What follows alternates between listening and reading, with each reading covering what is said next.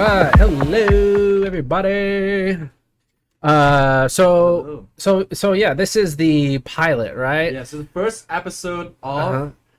Jupiter Brain, Jupiter our Brain, podcast yeah. for Physics Society. Mm-hmm.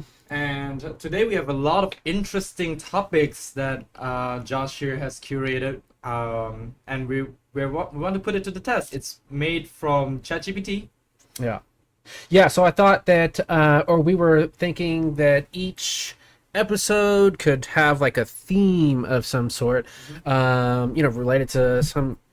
I mean, for us, of course, it's going to be STEM, right? Yep. So some STEM related, some science related themes. There are also some that are on like the technical writing and things like that. So we just wanted to talk about a bunch of different themes, sort of maybe if we know a little bit about them, sort of talk about it. And we could also go back and see like, okay, like we didn't know a lot about this and now, we just did a whole podcast over it, right? So we're going to try to like, that's what I wanted to do is I guess I could have ChatGPT pick a random one, right? But I was thinking like putting all of these themes into a hat, and put them all on a piece of paper and throw them in a hat, and then like at the end of the episode, pick out of the hat, and that would be our next theme. But I guess for today we can technically do a spin a wheel. Yeah, something like that. Yeah. So anyways, welcome to episode 1. The yeah. pilot. Yeah. We're still figuring out how things go, but I feel like we're pretty comfortable with it. Yeah, I think we're also open to ideas, right? Yep. So if anybody is watching this, If there is anyone who's watching, give Yeah. us some suggestions. We Yeah. have no idea what we're doing. We're just trying things out, figuring Yeah. things out along the way on the fly. yeah, we're just having fun. Yeah. That's it. And we enjoyed doing the first the pre-pilot. So That was definitely some fun experimenting, tinkering around. yeah. So let's get into it. Yeah, drum right in. Yeah, so I thought it would be sort of fun and hilarious and interesting to have ChatGPT curate us a list. For one, I think all of us are still pretty skeptical of AI, right? But I think it's very useful. But there still are some like small things that just don't sound right? Yeah. It still hallucinates, and so I thought it would be fun to have it curate so that we could go through and Maybe even criticize it or even like see. tease it a little Tease bit, it a right? little So I'll just start from what is it? Okay, so Jupiter Brain, episode themes and punchy kickoff plan. Okay.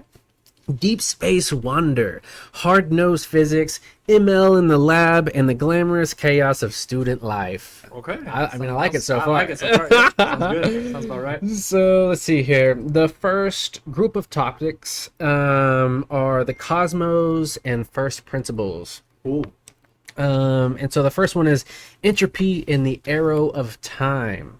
And then it says, so each one of these, it has like the topic and then also like a little sentence of Like or question. Yeah. Yeah. So, Subtopics. it says, why does time flow and what would it take to make it flow backward?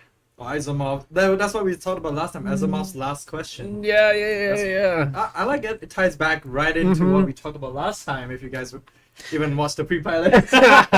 Yeah. Let me look my phone real quick just in case it happens again. Yeah, no worries. Yeah. Entropy in the arrow of time. I love the topic of entropy. Entropy just feels weird, right? That everything is working to disorder, but yet we still have like so much order in the universe, right? Me and you, this table, everything in here is mostly ordered, right? Now you could look at the air, molecules, and those probably aren't very ordered, right? Those are probably screaming by us, flying around us, very chaotic, right? But to us, I mean, as just observers, like entropy doesn't really seem to be like a big thing in our universe, but it is. And Yeah. I feel like that comes down to scale, right? If you probably look at a small part of air molecules, it probably just looks like it's buzzing around constantly, like randomly. Yeah. But have you seen those like laser, like plain old lasers, and then you have like this fog machine, you can sort of see like the air swirls Yeah, and yeah, whatnot. yeah, yeah. You'll realize that once you reach a certain scale, Mm-hmm. sometimes Mm-hmm. the chaos and randomness sometimes Mhm. will spontaneously create or emerge Mm. what's it called, order will somehow Mhm. spontaneously emerge, Yeah. like for example the swirls, the eddy currents and Yeah. all that in the air. Uh-huh. They're not technically chaotic, Mm. they're not technically turbulent. Yeah. So I feel like as long as there's a open system Uh-huh. with energy adding into another system, or Yeah. a change in energy, or change in anything, change in potential, change in pressure, I feel like there is a chance for um, order to spontaneously. Yeah. Which is wild that like order seems like a byproduct of chaos. Yeah. It's not really. I feel like people often think of it as opposites. Yeah. But I feel like they're Yeah. more of like complementary. Like chaos. Yeah. Well, then there'd be chaos as a byproduct of order. Which is true, because Yeah. anything that is living organisms, Mhm. you'll notice living organisms actually accelerate entropy because we're Mm. burning calories actively. Yeah. Then if we just leave our individual components there, Mm. as we resist entropy, we actually actively use more entropy. Yeah. I think we should maybe to entropy maybe add like chaos, or actually I think that could be just and maybe even a topic all on its own, chaos theory. Oh yeah, I feel like you should, because like because I even Veritasium, I think he said that before, which is it's a misunderstanding to think that entropy is just disorder. That's not how it works. Yeah. This is not how it works. Yeah, and apparently they use chaos theory in all kinds of things in the weather. I think. I mean, and I'm assuming like molecules, like Biological simulations. yeah, yeah. Which, like, yeah. What do you remember? Do you know what year chaos theory sort of formed? It's pretty old, if I'm not mistaken. Chaos theory works. Chaos theory.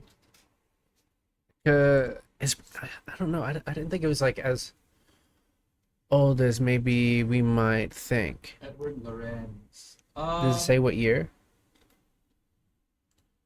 I don't even have ChatGPT up. That would have been a solid question to ask That's true. ChatGPT. Early 1960s. Okay, By- yeah. So by see, that doesn't sound like very Lorenz. long ago. I mean, what? That's only 60 years ago, 65 years ago. Chaos theory. Interesting. Right? And to think that like I mean, like chaos itself, right? Think about it. Like, it doesn't even seem like something we could study, right? It seems like, how can you study chaos, right? Like, it seems like, but I think there's probably a lot of probabilities in that. Mhm. But yeah. Anyways, let's go to the next topic. Yep. Next topic. All right. So it is black holes as laboratories. Interesting. And then so it says from Hawking radiation to information puzzles, do they delete or compress the truth? That's a pretty Do they vague but compress the interesting- truth? interesting way of putting it. Like the Because you know the cosmic censorship idea, right? Basically, censorship. so they say that there can never be a naked singularity, because to have a naked singularity, you would need to remove the event horizon. But at that point, how do you? Basically, it's like saying, how do you maintain the curvature of space-time to a point where there is a singularity, Mm. but without its gravitational pull, where you don't have the event horizon? Oh. Is that So doesn't as far as sound we know, possible, right? as far as we know, it's not possible. Yeah, yeah, yeah. But theoretically, you could have a spinning black hole spin fast enough, Uh, and you will create instead of singularity, it's called ringularity, or like a ring singularity. okay. And basically, if you spin fast enough, the inner Yeah. event horizon and the outer event horizon will meet, and Yeah. then you get a naked ringularity. You can see Interesting. into the black The hole. ringularity. Never heard that in my life. That's interesting. From Hawking radiation to information puzzles. So, yeah, black holes, that ties into like information theory, right? So I'm gonna go ahead and write that down because I would love to talk about information theory. The simulation theory, right? I believe is simulation theory, is that like a byproduct of information theory, or Simulation theory, it depends what you mean by simulation theory. Are you talking about the one where a universe is simulated? yeah, like where we live in a simulation, Oh, right? that's more like that's more like people try to address like cosmological problems like the Fermi paradox. They're like, why is there no one else? Maybe it's because we're the only one in the simulation, or like, where does everything come from? Why does the world seem mathematical? And some people go on from there saying that, oh, that might be the reason we are in a simulation. Yeah. We don't know. We don't know. Yeah. I mean, think about it, right? Live in the matrix. Think about it. The faster something moves, the more things you need to quote unquote render. Yeah. But the more things you need to render, in your perspective, things slow down. If you think about a computation perspective, that will slow down too, because you need to render faster, more things to render. Or the more mass something has, that means there's more particles in there, and you have more stuff to render and process. Yeah. So the more matter or something has, the more gravity, and the more gravity, time slows down, time dilation. So some people will be like, time dilations prove that we're actually simulated, because you need more matter and more speed. You need to render and process more, right? So I don't know, a lot of people just jump into these little rabbit holes that like seem like it leads to simulation theory. I'm not saying it's not possible, but I feel like maybe it is, maybe it isn't. It's an empirical statement. No one knows. We haven't woken up from the matrix yet, so we haven't taken the red pill. Somebody needs to tell me where to get these pills at. Man, me too. Where do you get the red pill at? Let's see here. I was just thinking of this guy who was on Joe Rogan, and for some reason it's not coming up. I'm so terrible with names. But anyways, this he was sort of talking about, and he's got this whole apparently like mathematical foundation for consciousness being like the most fundamental, not necessarily particle, but the most fundamental thing in the universe. And he sort of used like like what you were talking about with not needing to render. It was talking about like sort of how life sort of feels like a video game, or he was saying that it is in a way that I want to say, I don't know. It's hard to explain what he was talking about, but yeah. Anyways, I wonder like, in not this guy's, but maybe the theory that you're talking about, where you need to render, you only need to render what's in front of you, right? I wonder what they believe is like the most fundamental thing in the universe, or if they even like say, because this guy was talking about like consciousness being the most fundamental thing in the universe, and talked about how like, because like consciousness is the thing that like makes you want to grow and push things further, right? And so it talked about like the whole universe being conscious, because it just sort of keeps expanding and things just sort of keep building on top of each other. There's the stars and the planets, and then from that you get life. That's panpsychism, or like like the idea that like everything is technically like conscious, like consciousness in everything. I'm personally not on that bandwagon. I'm really skeptical of that idea. Yeah. And I can see how people will be like, oh, this is more of a an idea that's more towards like modern mysticism type thing, or like people would. I can easily see how this is over anthropomorphizing the universe in a weird way. Because we're. Well, wait. What do you mean? For like, oh, the universe is conscious just because like it's growing. It's like. Well, I mean, but his idea is that like the consciousness is in everything. Yeah, that's what I was talking about. So I feel like us saying that everything is conscious is very difficult to probe because we can't even fully understand consciousness humans yet. I feel like it's almost completely unfalsifiable, you know. And I'm just more skeptical on this kind of stuff. Yeah. That are more unfalsifiable. Yeah. I would love it if like we could like maybe not us specifically, right? But somebody out there like push the science of consciousness further and like try to figure out what that is, right? Like and where it comes from and who all has it, right? I think machine learning, AI, and neuroscience is the way to go. Because I mean, we based our ideas of machine learning from inspired by human biology, right? But Yeah. and our best sample size for consciousness is in the things that we know are conscious, at least as far as we know, which is humans. Depending on which zoologist you talk to, probably certain animals. But so I feel like neuroscience, the more we understand neuroscience and how the brain processes information, I feel like the more we understand consciousness. I don't think consciousness is anything static or a static existence, like a particle that can have independent existence. Yeah. I think it's more like a dynamic process. It's a wave, dog. No, but more like it's a process rather than an object. You can't have a piece of consciousness. So is it emergent? Yes. Okay. I feel like that's more likely the case. It's like a right? property. Yeah. Or It's like you can have a brain without consciousness, but you can't have consciousness without the brain. yeah. As far as we know, at least. Right. Have you ever heard of and we've got so many topics here, maybe we should go a little bit faster on some of these, but I think they're just all sort of interesting. All of them are interesting. Right. I really want to Yeah.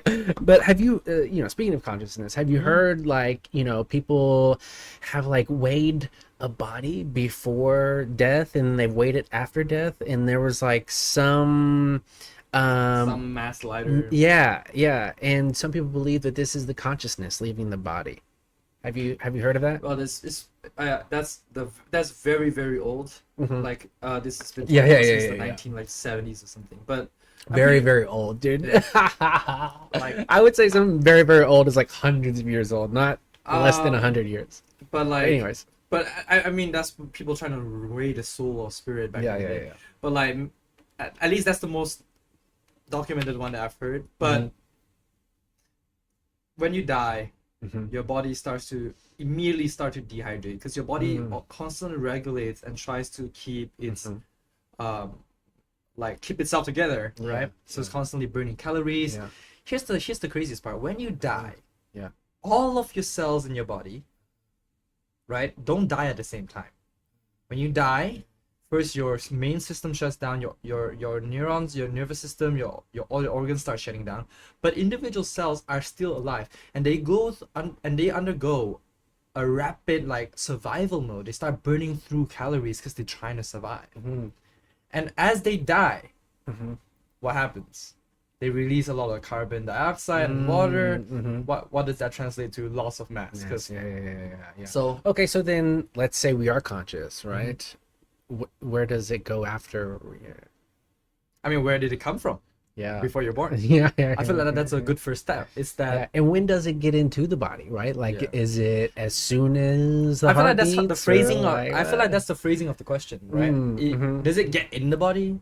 Yeah. Or does it arise from the body? Yeah. You see what I mean? I feel like this is where it gets into dangerous territory. Religious people will be like, okay, some will say God gave it to you. Some say like you reincarnated. Yeah. If I'm being honest, I'm more of a skeptic. So I'm more of a scientist. No, I have a claim I'm a scientist, but I'm more of a skeptic. So I would say like more likely than not, it emerged. Yeah, no, I just say I'm more of a scientist because it's like I want to know like the evidence, like where is the proof, the scientific proof, right? The problem is we can't even prove it. Yeah. Like prove to me now you have consciousness. Oh, you don't think I'm conscious, bro? Like how? Well, being conscious and having consciousness is not the same thing. Do you know that? Wait, what? Because so in cognitive psychology, right, there's different states of consciousness. You can be on anesthesia. Some people are barely there. Yeah. They are considered semi-conscious. You know, Oh, or when I you're see what you're sleepwalking, they're saying. they're in a, Yeah, a yeah, different yeah, state yeah, of yeah. consciousness. But they're not. I'm not talking about the state of consciousness like, whoa, the universe is resonating with me. But I'm Mhm. talking about like The different states of consciousness. Yeah. neurological states of consciousness. Uh-huh. So I see. I see. Yeah. I mean, philosophical zombies is mm. a real consideration, right? Mm. How do I know you're not just a literal flesh Yeah. that thinks it has consciousness Yeah. but doesn't actually have one? Yeah. Right. So Okay, but shit. anyways, I think So that's do we a- add consciousness to consciousness. that? Yeah. Oh wait, but Consciousness. but that one's for information and cosmological. What? Well, we could have just one like on consciousness Yeah, sure. itself. I'm pretty sure. I'm just writing consciousness things. on neuroscience is down the line. Yeah. I'm pretty sure. Oh, probably. Somewhere. Who knows? Okay, well, no spoilers. Okay. Next, cosmological inflation, or did we just overfit the universe? Is the question. And what's evidence versus epicycle? I love this topic. Okay. So, okay. Like, What is evidence versus epicycle? I guess I don't even know what an epicycle is. So let me first show you. Okay. Oh. And to just clarify, Thomas Campbell is the guy who believes that consciousness is the substrate of everything and the entire universe is derived from it. Yeah. Yeah, but Yeah. I know. I've heard about that before. It's just that, yeah, but a lot of these radical theories, I like. Okay, this is a rule of thumb I always keep in mind. From Carl Sagan, extraordinary claims requires extraordinary evidence. Uh-huh. So if you want to claim everything's based on consciousness, you better have something to back it up. You know what I'm saying? Mm-hmm. Anyone can write a reasonable paper, Yeah. but well, that's a lie. But Yeah. anyone can make up a good hypothesis, Yeah. right? That sounds cool, sounds convincing, but is it true? It's another entire different thing. Basically, epicycles in astronomy and cosmology is mainly is astronomy, but it's when you have Earth orbiting the sun and then you have the moon orbiting, that has an epicycle. Okay. So instead of one cycle, you have an epicycle in depending on the frames of reference. So what they're asking, I think, because the phrasing is a bit interesting. Yeah. Is how do we know the universe is actually expanding?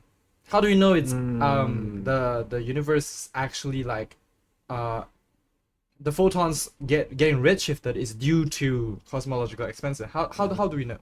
Yeah. Is it not from the motion of the planets itself? Because when we're moving away, the Doppler effect, right? Yeah. It looks like redshift.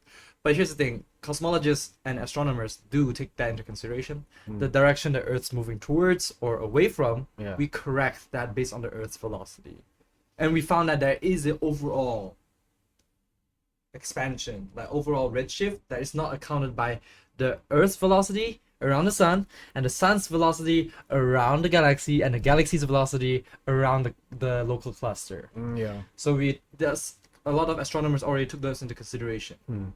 Okay. But there is one interesting though. The cycles thing pointed me to a Well, I mean, I think what's sort of interesting though about an inflation of the cosmos is that, like, well, it can't just expand forever, right? in a weird way, yeah. Are you saying yeah it can? Or are you saying yeah it can't? I think the right answer is we don't know. But I feel like, of course, I but mean, yeah, if it is just expanding forever, yeah, it's kind of weird. The fact that infinity is already there and your infinity is still going on. You know what I'm saying? Infinity is still expanding. I actually got an answer to that question from an actual cosmologist. Really? Right? So last year at the APS Texas, I asked the question. This guy was giving a talk, and he was a cosmologist, and he was looking at the cosmic background, right? Cosmic microwave background. Yeah.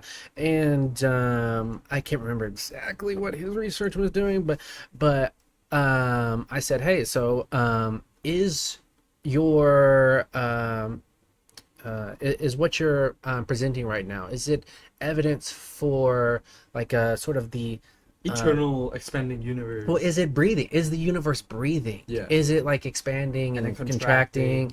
the big crunch, big And he bounce. said yes. He said yes. He said he believes that his evidence shows that there will be a contraction at some point. Yeah, recently there are papers that show that the cosmological constant and dark energy, Yeah. whatever, depends how you want to explain it, Mhm. is slowing down. It's losing its potency. Mm, Losing its potency sounds bad, yeah. but I mean, like, it's Yeah. basically dark energy is not as strong anymore Mm, than before. So it might, the universe's expansion might be actually slowing down. mm, We don't know. interesting. That's not enough. I feel like we need more data. Yeah. More data. But there is one thing that's interesting, that, which also ties back to the first arrow of time and the entropy one, is Speaking of arrow in time, we should go forward, not backwards. no. But it's a quick tangent.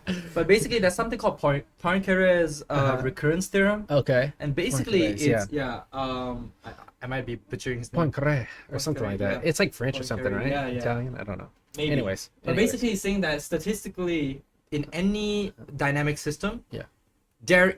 it's inevitable, given enough time, Mm-hmm.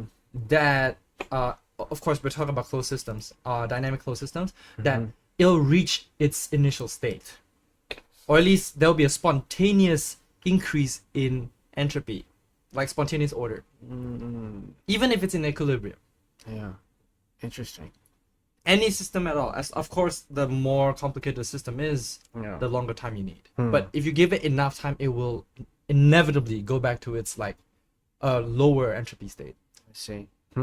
Interesting. But yeah, anyways, Yeah. moving forward. Yeah. By the way, we're not sponsored by Starbucks, Oh, but we- but hey, holla, if you guys holla, Starbucks. last episode as well, we have a Starbucks. Yeah. Whatever. sponsored. Microsoft, holla. Joking. Okay, the next one: dark matter versus modified gravity. And the question after this is more stuff or smarter laws? Who's fooling whom? I I almost spit out my coffee. That's yeah, hilarious. yeah. More Well, stuff I- or smarter laws? Who's fooling whom? What are you gonna I don't know. say? yeah. I mean, the lambda CDM model is Mhm. considered the standard model of cosmology. Basically, Yeah, the lambda as in the dark energy, CDM is called dark matter. Maybe we could talk about that too. Lambda CDM. Yes. Maybe have a podcast on that. Would be dope. I think. that would be more on cosmology. I Yeah. think Dr. Prather would know about Oh, more stuff because he yeah, says he yeah, worked on yeah. a paper on modified gravity. Yeah. So We're down for guests, by the way. yes, we hope to learn more. Yeah.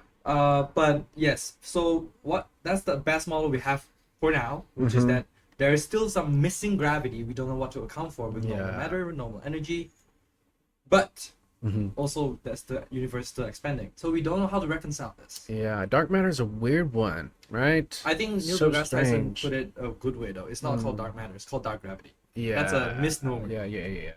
Because we're not sure if there is matter in there. We just know that there is gravity. We saw a gravitational influence. We just don't know where it's from. Yeah. So it should be called dark gravity. Oh, look at this. The next section of topics is computation and information. So, of course, information theory is going to be in this, right? Yep. Yes, information theory is here. It says. That's hilarious. Okay. Anyways, Okay. so we talked about information theory. That would be awesome. The statement after it, after the what do you call that again? The dash Hyphen. hyphen. Yeah, the ChatGPT is like synonymous with hyphens, right? Yeah. It's So Shannon? known for its lovely hyphens. Shannon Bits and why noise isn't the villain you think it is. Hello, space travelers. Want to look sharp while bending space time? We've got brand new Physics Society t-shirts. The clean graphic tee is just $20, and if you want to drop some Einstein-level wisdom on the back with this quote, "I have no special talents. I'm only passionately curious," that one's only $25. Rep your curiosity, rep the cosmos, and support the Physics Society. Grab yours today before entropy takes over.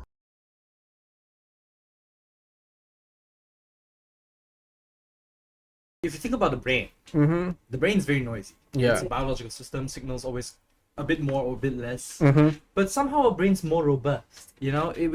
Just because the brain's noisy, I mean, I'm not talking about voices. I'm talking about like the noisy electrical signals and chemical signals in your brain. Mm. It doesn't seem to impede our intelligence most of the time. Oh, well, never mind. We'll talk about it later. Yeah. Sorry. Go ahead. Keep going. Yeah, but yeah, I think, I don't know. I mean, it depends what context, because Oh, like noise? Yeah. signal processing. What are we talking about? I wish I could remember. I wish I could remember what it was. I was watching something the other day that was like, some noise can be good and because of blah blah blah. But that's why I would love to, because I love information theory. Just because, like, I don't know. I mean, there's information all around us, right? So there's data.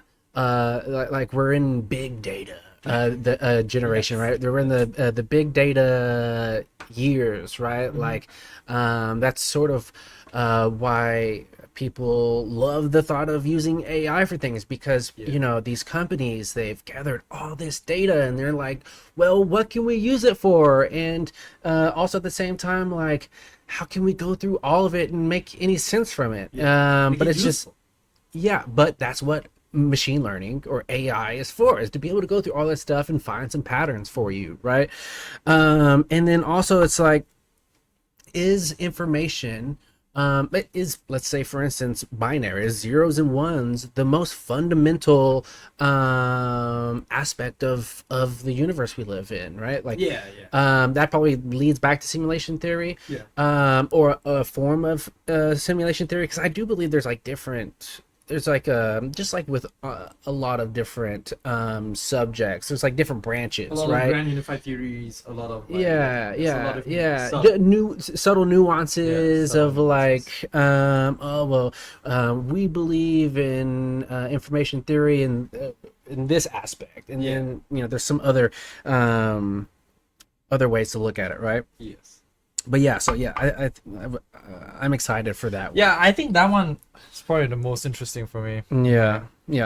Okay, so next one. Landauer's limit. Landauer's limit and reversible computing. I love that. Okay. Reversible computing. So, well, let me first say what the question is. The hyphen? The physics, the hyphen. The physics price of a bit. How cool is cool computation? And the cool is in I know. quotation marks. Cool is cool.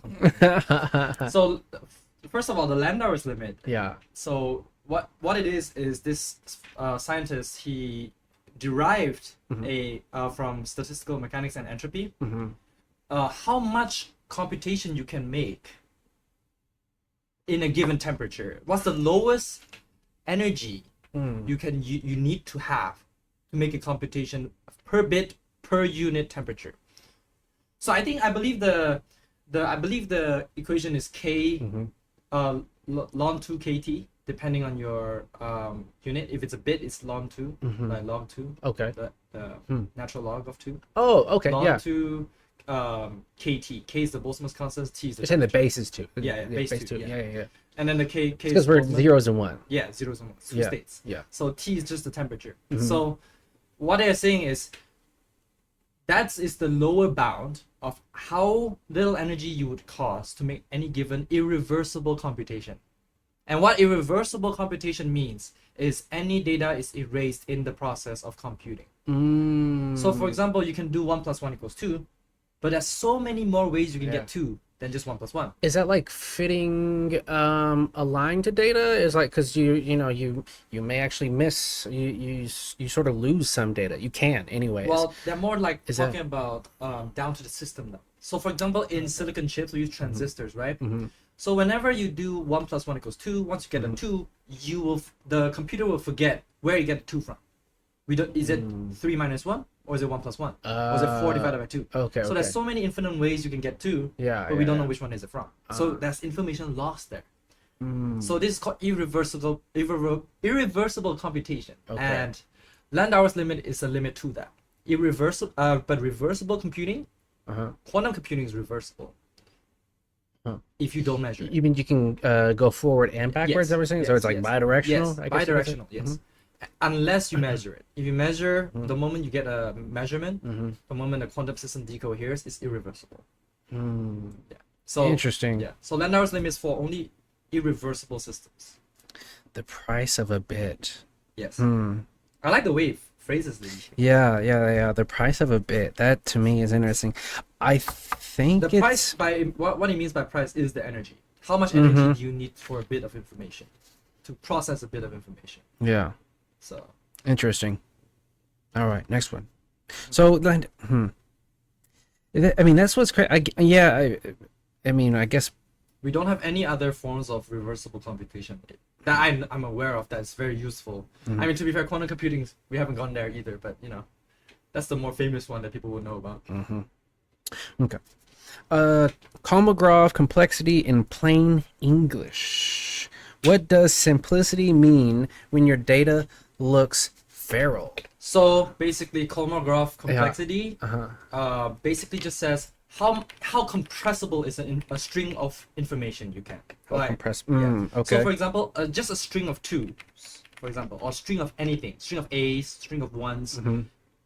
How little amount of code can you put in there to create this string of information? Mm. You see what I mean? So the higher Kolmogorov complexity,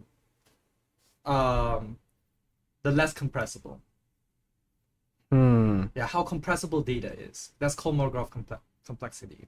So let's say you want to make a repeating pattern of like 2 0 2 0 2 0. You can just make a simple Python code to just print 2 and 0 2 and 0 for infinitum, Yeah. and that will still be the same amount of code. In fact, printing that endlessly is probably less code than just printing it and ending it at a certain point. You need more. You need an extra line to Yeah. end it, right? Yeah. So Endel. yeah, exactly. So that is Kolmogorov complexity. How compressible is any string of information? Yeah. Compressing data is fascinating, right? How do you you see it all the time, even on your computer. I'm sure everybody's like or a zip file, right? Yeah. Everybody's seen a zip file, right? It's like, so hope that everyone's stuff was compressed. Yeah. Right, and then you can unzip it, extract everything, and it's still all there. Yeah, the It's quality has so been changed. wild. Yeah. And PNGs. I'm sure that was, I'm sure that's a science all on its own, like how It to is. compress data, right? Yeah, fascinating. But I feel like this ties into machine learning quite interestingly, because how do you compress Yeah. an entire essay? Yeah, You can't really compress an entire essay with just lines of code, because that would, to some extent, like require a much more code. But if you train LLMs with just a few essays, it can regurgitate that almost perfectly. Yeah. Well, So LLM opens a new avenue of compression, data compression. yeah. I mean, I don't know. I'm just like, because I've thought about this before, and I'm just like, like how do you, like, let's say like a picture, right? Yeah. How do you compress that? Like, let's say it's, I don't know, let's say it's 20 gigabytes, right? Yeah. And like, let's say you want to compress it to like 2 gigabytes, right? Or even less than that, right? To kilobytes or whatever. Like, how do you go about that, right? What is the process of And doing is there a that? limit? Yeah, there's got to be, right? I mean, yeah, there are, but yeah, interesting. Anyways, yeah, that pretty interesting. definitely needs further. Quantum error correction, Also known as fault tolerance. protecting qubits from the universe's pranks. Yeah. Quantum error correction. So there are a lot of different ways. Some would use like, there's a name for it. I kind of forgot what it is. So what is it called? Like, something lettuce. Well, okay, I kind of forgot what it was. I haven't read it in a while.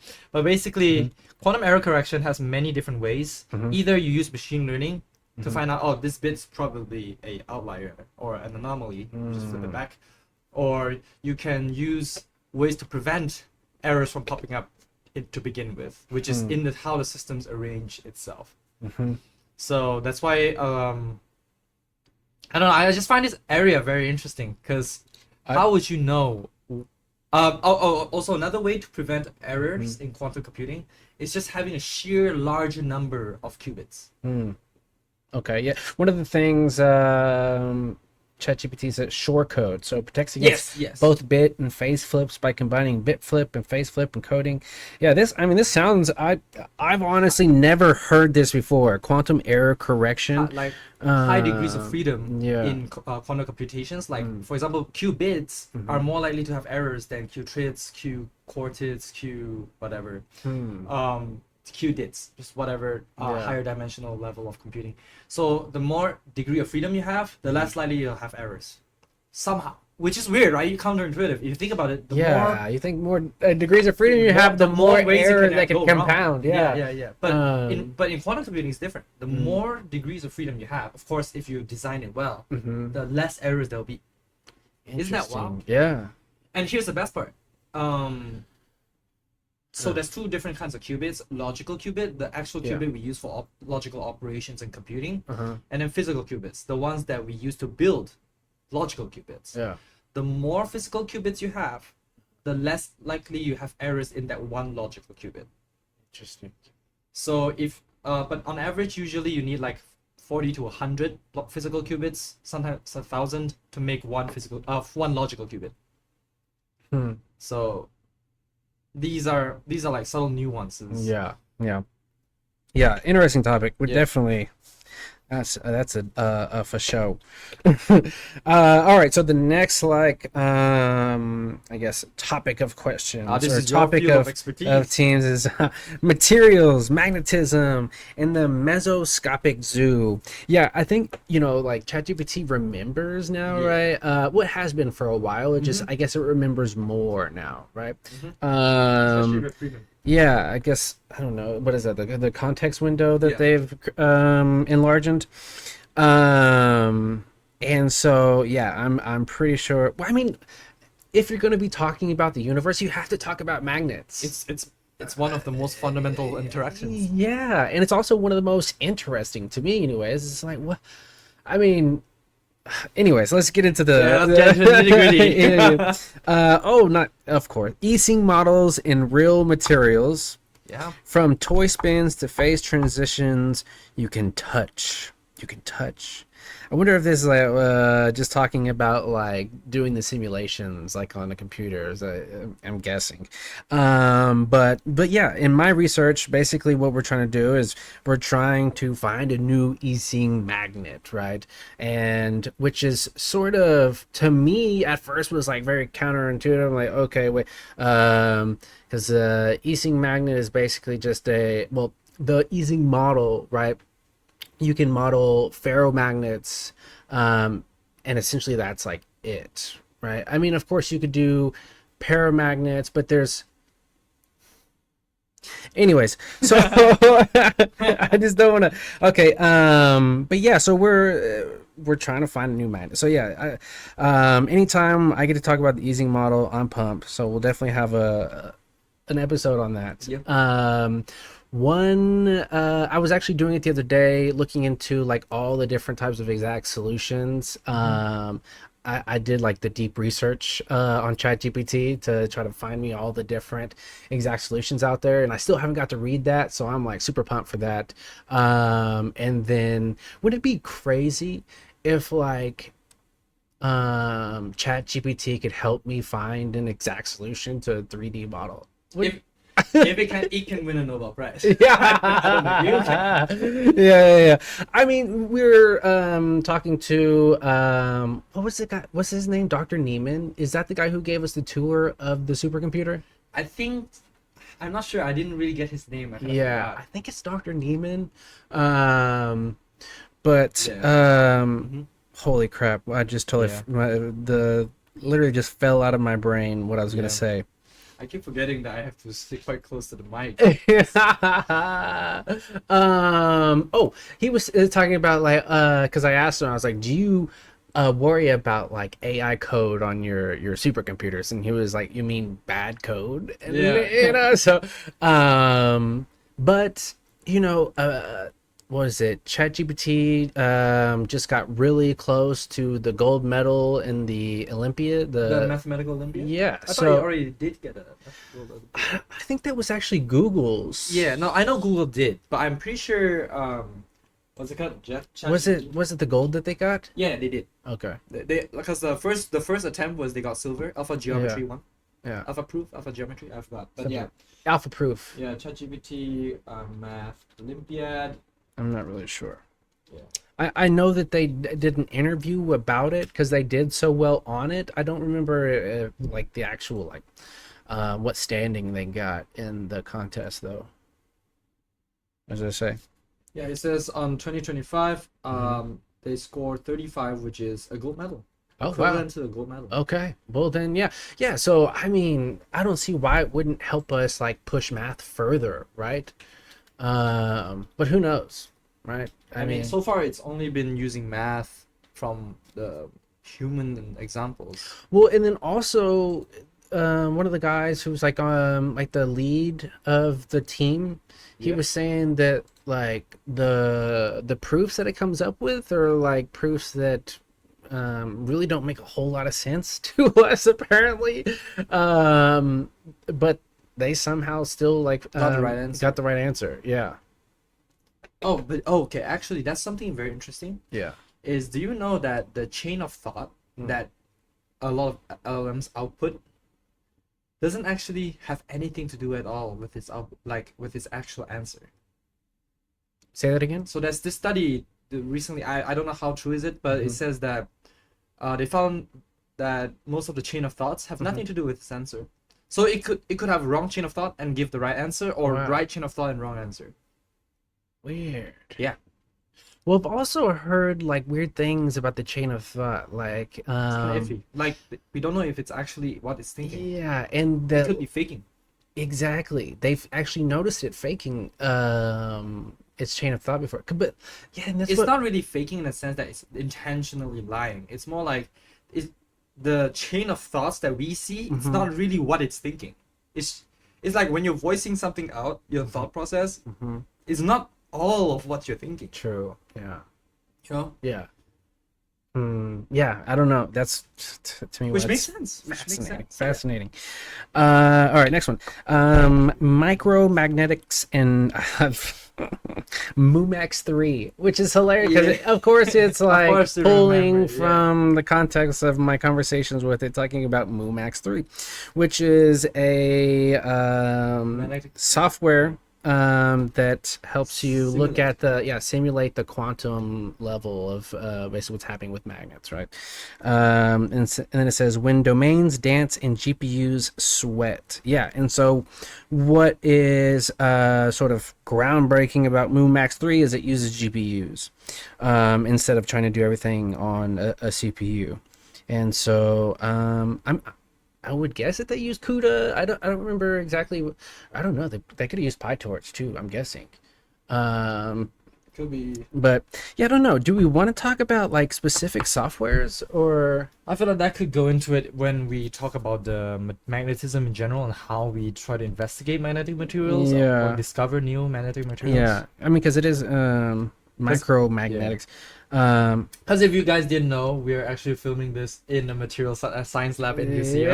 Yeah. Where we study mostly Right, magnets. yeah. Yeah. Well, Magnetic materials. yeah. I mean, At least we try to. I don't think yeah, we don't. We've created samples. It's just magnets. Yeah. magnetic. Yeah. Mm-hmm.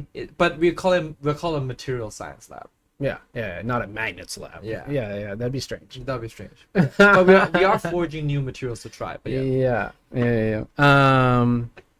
Okay, so the next one, high entropy alloys, disorder that strengthens anti-common sense metallurgy. Yes. That's one of my favorite topics too. It's pretty interesting. Metallurgy or high entropy alloys. Yeah. Yeah, actually there's I was looking at a fellowship, like a grant that pays for your master's program. And it's basically like a research fueled I believe all fellowships. I believe that's what fellowship means. Is like you're going to be doing research. I think so. Yeah, but anyways, and so it was for people doing research into high entropy alloys, so metals that can withstand these like extreme environments, so extreme Oh, yeah. heat, extreme cold, right? Why would you need extreme temperature materials? Well, I mean, just for one, think of like a space shuttle flying through the atmosphere, right? Re-entry. And re-entry, right? And also reusability, right? Yeah. Is a new one people are looking into, right? Like once it's gone through, going in and out of the atmosphere, so it's dealt with. How cold is space? Is space? Very cold. Very, Do you very know like the like what is it? So if you're talking about just empty space, Yeah. intergalactic vacuum, it can go to 3 Kelvin. Oh wow. Because the what is Huh. left behind in that 3 Kelvin is Yeah. either intergalactic mediums, like very small amount of gas particles, Mm-hmm. or the cosmic radiation, or cosmic microwave background. Mainly the cosmic microwave background is contributing to that 3 Kelvin. So cold. So cold. Interesting. So and then I don't even know how hot it gets up to when you're actually bursting through the atmosphere. Like, It melts metals. for yeah, sure. yeah, Melts yeah, yeah. metals. And so I believe they use like ceramics. I believe is like the sort of material that they typically Yes, use for like the for outside re-entry. shells of. So yeah, and I know Elon Musk is looking into the reusables, right? Like after it's done that, can you reuse it right away? Because typically you have to actually just like make a whole new one, right? And that costs a lot of money, right? And Elon Musk is all about being able to reuse spaceships, right? Sustainability, space sustainability. Yeah. So Yeah, there's HEAs. High entropy alloys. there's a lot of uses. So much uses. The issue, so the downside of it, from what I remember, if I'm not mistaken, is that yes, strong is hard. It's brittle. Ceramics or Uh, HEAs? HEAs. Hmm. And they're not malleable. Hmm. At least as far as I know, I didn't really look. I can't remember. Honestly, Anjali would be a good person. Oh to- yeah, I think she would be quite good at looking into that. Yeah. Maybe we have her on for the some of these material science stuff. Or even Ted. Ted would be a good. Oh, it would be yeah. perfect. Oh my He's the gosh. expert here. Yeah. So let's see. Next one. Materials informatics. Oh, that's right up my alley. How we train models that don't hallucinate phase diagrams. Yeah. That's right down your alley. That's hilarious. Yeah, so material informatics is basically using like machine learning to sort of glean insights into material science. All right, so we use a lot of machine learning to classify, also using it to try to predict phase diagrams of these materials. Try to base it on structure, right? Yeah, exactly. And so yeah, this is a huge field at the moment. So one of the things, and maybe we do like an episode on data, like materials data, because one of the reasons why materials informatics is really hard, and using machine learning to glean insights of materials is that there's not a whole lot of data, right?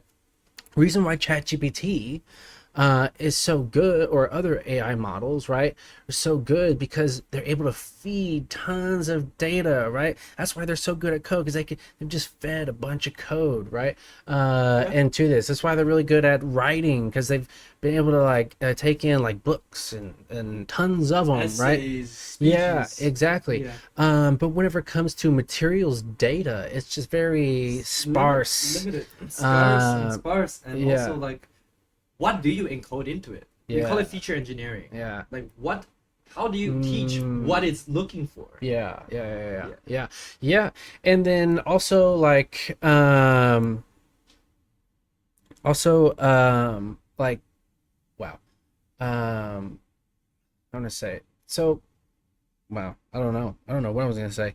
And then yeah, so like there are open source places to get this data, Materials but Project. then they're like all over the place as well. Oh, synthetic data. That's what I was gonna say. And so one of the things that I would like to maybe talk about too is synthetic data. And like I've asked people, who have been in the materials or in materials informatics for years, and they don't seem to think that there's going to be that's a potential like They synthetic don't data. think it's a potential. Yeah, no, which I don't know. I mean, there's all kinds of stuff coming out left and right about synthetic data, and then feeding that back into the models and I mean- it being able to learn from it. So I don't know. I mean, to be fair, it depends where your synthetic data comes from, right? Is it from a larger model that's very accurate, and then you use that to feed into a smaller Yeah, model? Or do you exactly. simulate the materials first and then use that synthetic data? So what? So like, Yeah, I don't know exactly. Yeah. it's pretty interesting.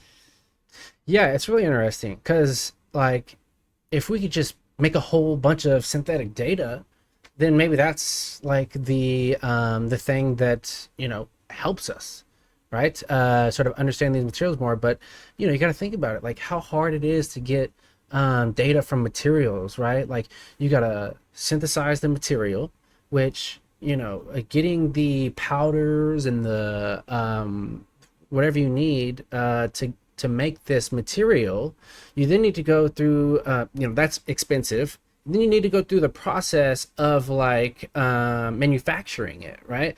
So there's different ways to do that, right? There's pressing, there's all types of ways to make a solid material, Sintering. right? To then be able to study it, to so you need different probes and different expensive tools to probe this thing. And the difficult thing about materials is different skills have different behavior. Yeah, Just because it works on a microscopic scale doesn't mean it has a larger scale effect. exactly. There's that too. And a lot of the properties that come from it can go away in just the manufacturing of it. Like it's just manufacturing is a science all on its own. Oh yeah. So there's that's why I think material science is like so fascinating, right? But it's also like really hard. Yeah. Right. But anyways, Dr. Tej would probably agree to that. yeah. And what I believe is that understanding materials more can help us understand the universe more, right? Think of phase transitions that happen in materials, right? Studying those more closely, more vigorously, can help us understand how things come together, right? There's the phase transitions of a black hole, right? Which is fascinating. There's phase transitions all around us. We're not, until I got into material science, I wasn't aware of that at all. And just like how interesting just a phase transition could be. It sounds so Like, believe it or not, phase transition exists even in the particle physics. Even in early cosmology, you know how like the electroweak theory about the Big Bang, the Higgs boson, the Higgs field, the spontaneous symmetry breaking, those relate back to phase transitions in the fields itself. So it's well, and then one of the ways to study neural networks is phase transitions. Criticality. Study the brain, phase transitions. Like, well, yeah, exactly. What's What's the changed, critical right? point? Yeah, exactly. Anyways, so next topic, next topic. or next Subtopic. subtopic, I guess. Yeah, a theme of topics, I guess. Yeah. Okay, so methods that actually work most days, it has in parentheses. Okay, so reproducibility and scientific machine learning. Version your soul, data cards, seeds, and shame-free prereg. What? What? No. That is what we're talking about. That's what we're Yeah. talking about by critiquing. Yeah, yeah. That Wait, makes what? no sense. No, version your soul, data cards, seeds, and shame-free prereg. That makes no sense. Yeah, At least I don't understand. pre-regression, maybe pre-regression, like a regression model, or like a I don't know, dude. I Okay, don't let's know. just look at the reproducibility in scientific ML. Yeah, Mm-hmm. reproducibility is like Straightforward. is like science. It's like that's science. That's right. That's the entire foundation of Mhm. empiricism and scientific Yeah, model and yeah. methods.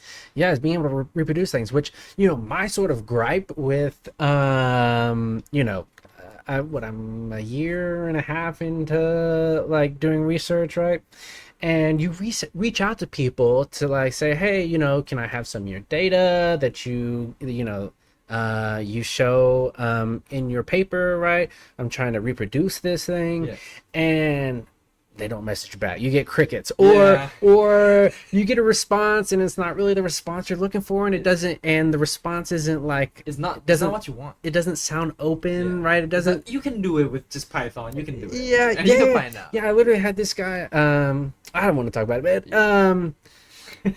but it's like my whole thing, like how I am coming into this is like, as I don't know, I want people to be able to reproduce what we got, right? So we're making sure that we have like a GitHub that's being made, a Google Colab notebook that you can literally you don't even have to like set up your own IDE and things like that. Yeah. You can just go to the Google Colab, press play, and Watch it happen. yeah, exactly. And so yeah, that's my biggest gripe is like just the availability of people and their data. That's the lack of in scientific research. community. Yeah. That's the lack of community part in scientific community. Yeah, which is kind of why I wanted to do start Physics Physics Society it was already sort of a thing. a thing, right? But That's the direction you're going to. But yeah, I think I have like sort of a fresh vision on it, right? Like I want to build actually a community. I don't want to just be like only the talks that we have, right? I want to go and People can collaborate, meet each other, share ideas, ask exactly, questions, and be more accessible and exciting. Yeah, exactly. Neil deGrasse Tyson, he said one of the hardest things about science is the people communicating it to you. Communicate. We should be the best communicators, right? Like, Not easy. communicating is not easy, right? And it's not easy to trying to get people to understand this very extreme niche Topic. research that Yeah. you're doing, right? But also at the same time, like, you gotta try, right?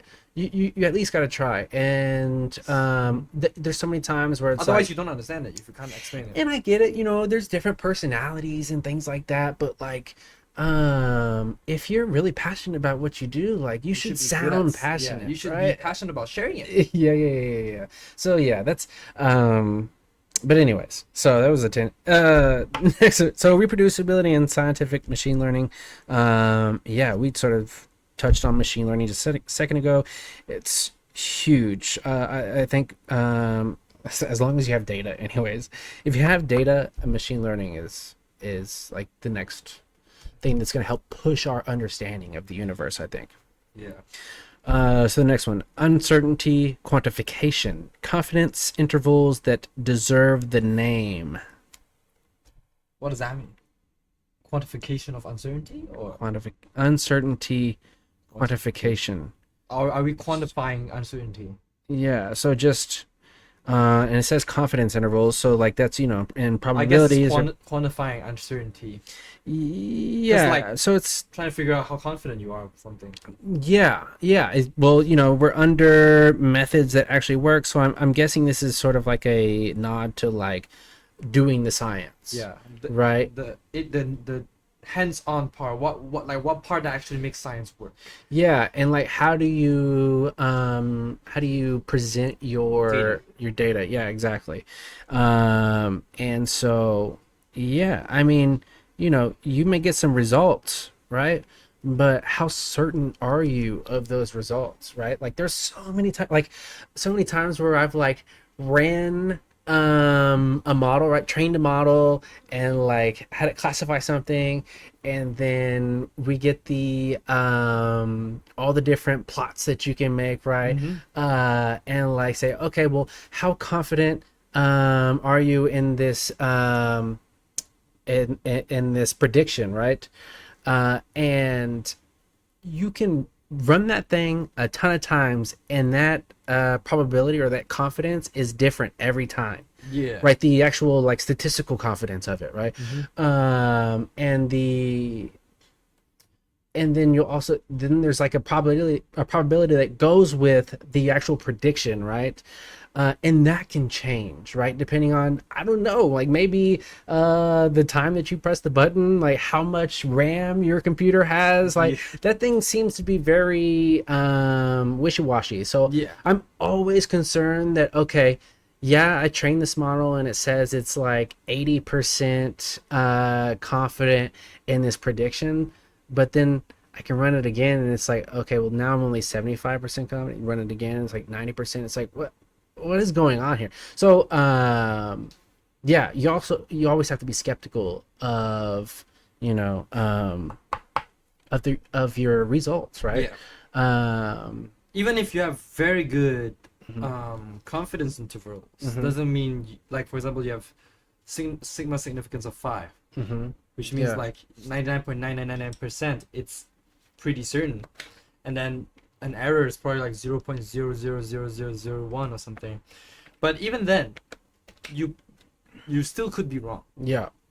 Maybe Yeah. your entire model could be wrong. Yeah, so actually this is a really interesting one to me, because I'm always like, yeah, one of these days I'm gonna eventually publish, right? You hopefully we all publish one of these days. And I'm gonna have like, there's gonna be percentages of like how confident, the model is in this classification, right?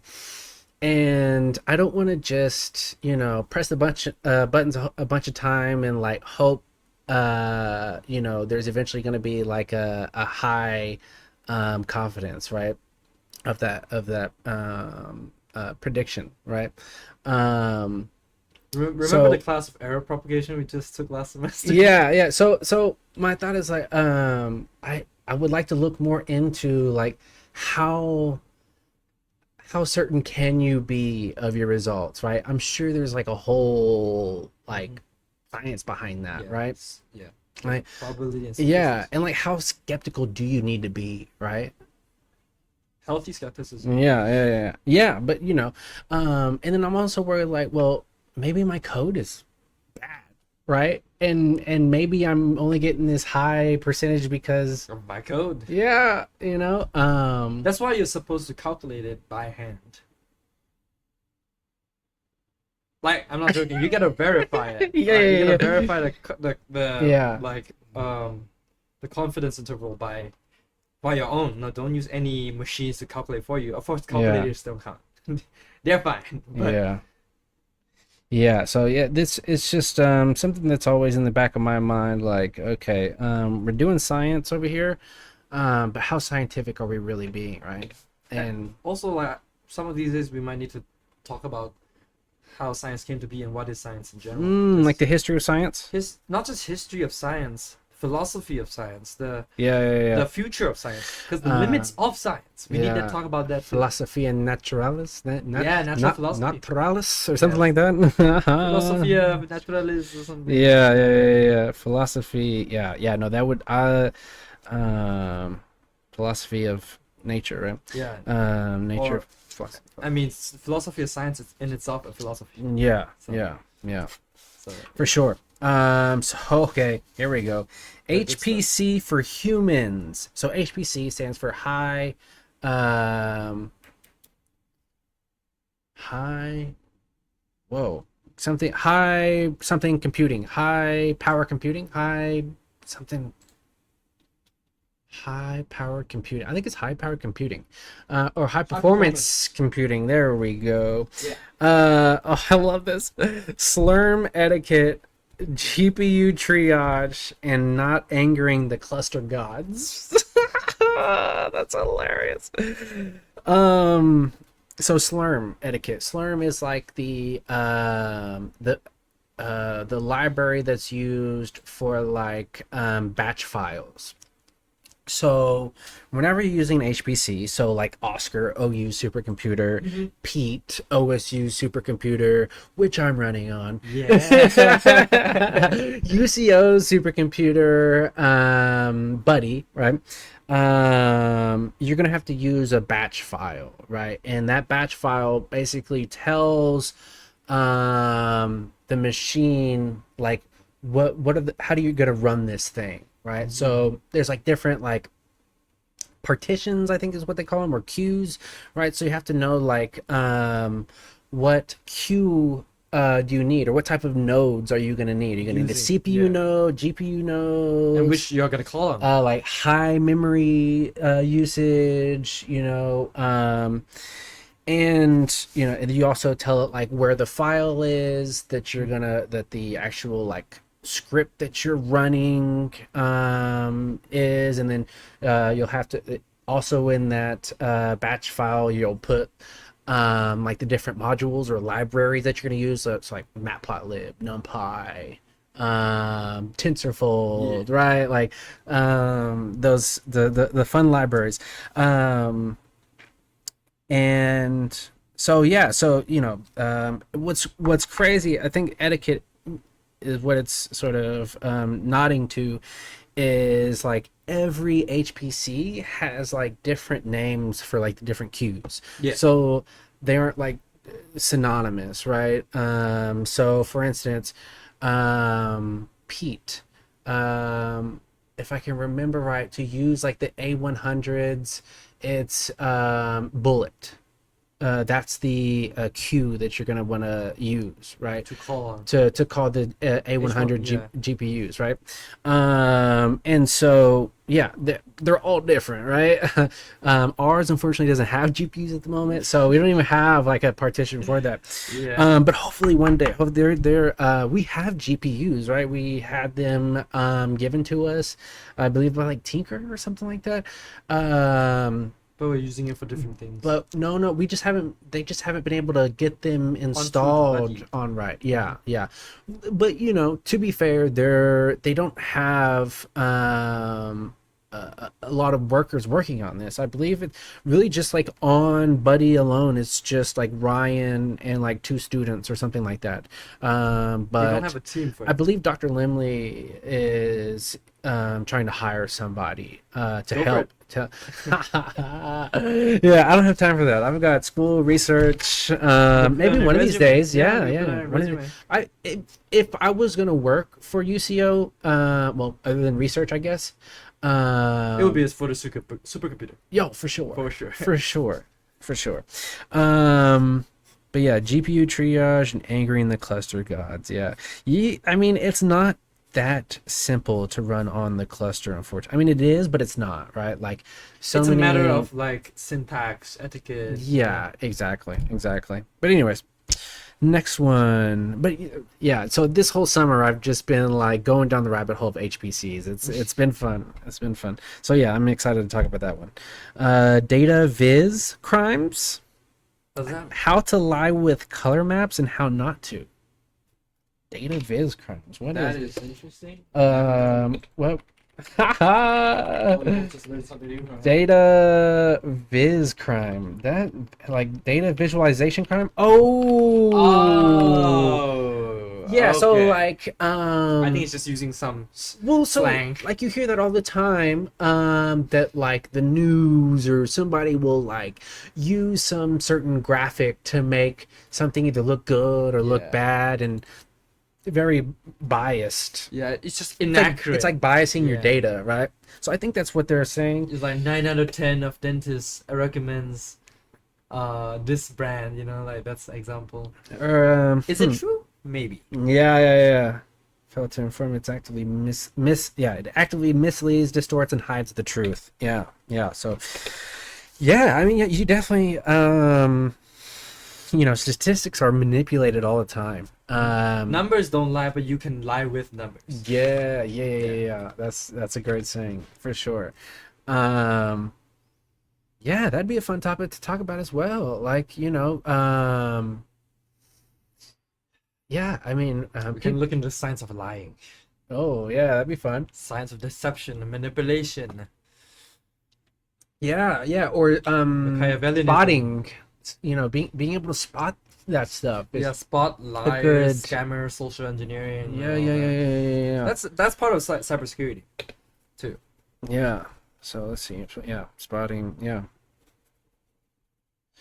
Anyways, so the next one, lab life, culture, and careers, aka physics with coffee. Yeah. You're not wrong. That's hilarious. Yeah, I love coffee. I drink coffee every morning. I love caffeine. Caffeine's like one of my favorite things. I like feeling jazzed and ready for the day, right? I can't have coffee, unfortunately. You can't have coffee. What is No. it? Oh, that's tea, right? Yeah, matcha. Okay. Well, Yeah. what? Why can't So- you have coffee? I'm caffeine sensitive. I get headaches if Well, I drink. that's got caffeine in it. Not much. Oh, It's okay. not as much as an entire shot of espresso or some Yeah. shit. Yeah. Hmm. No cousin. Anyways, It'll be all right. Yeah. It'll be all right. Pardon my French, but like. I think it'll be fine. Lab life, culture, and careers. Yeah, this is a fun. Okay, so the first one, grant writing survival. How to sound bold without promising cold fusion. No. LOL, gosh. dude. That's hilarious. Grant writing survival. Yeah, dude. The first grant I wrote got shot down real quick. So they didn't even really read it, which is kind of messed up, right? So, I applied for an NSF grant.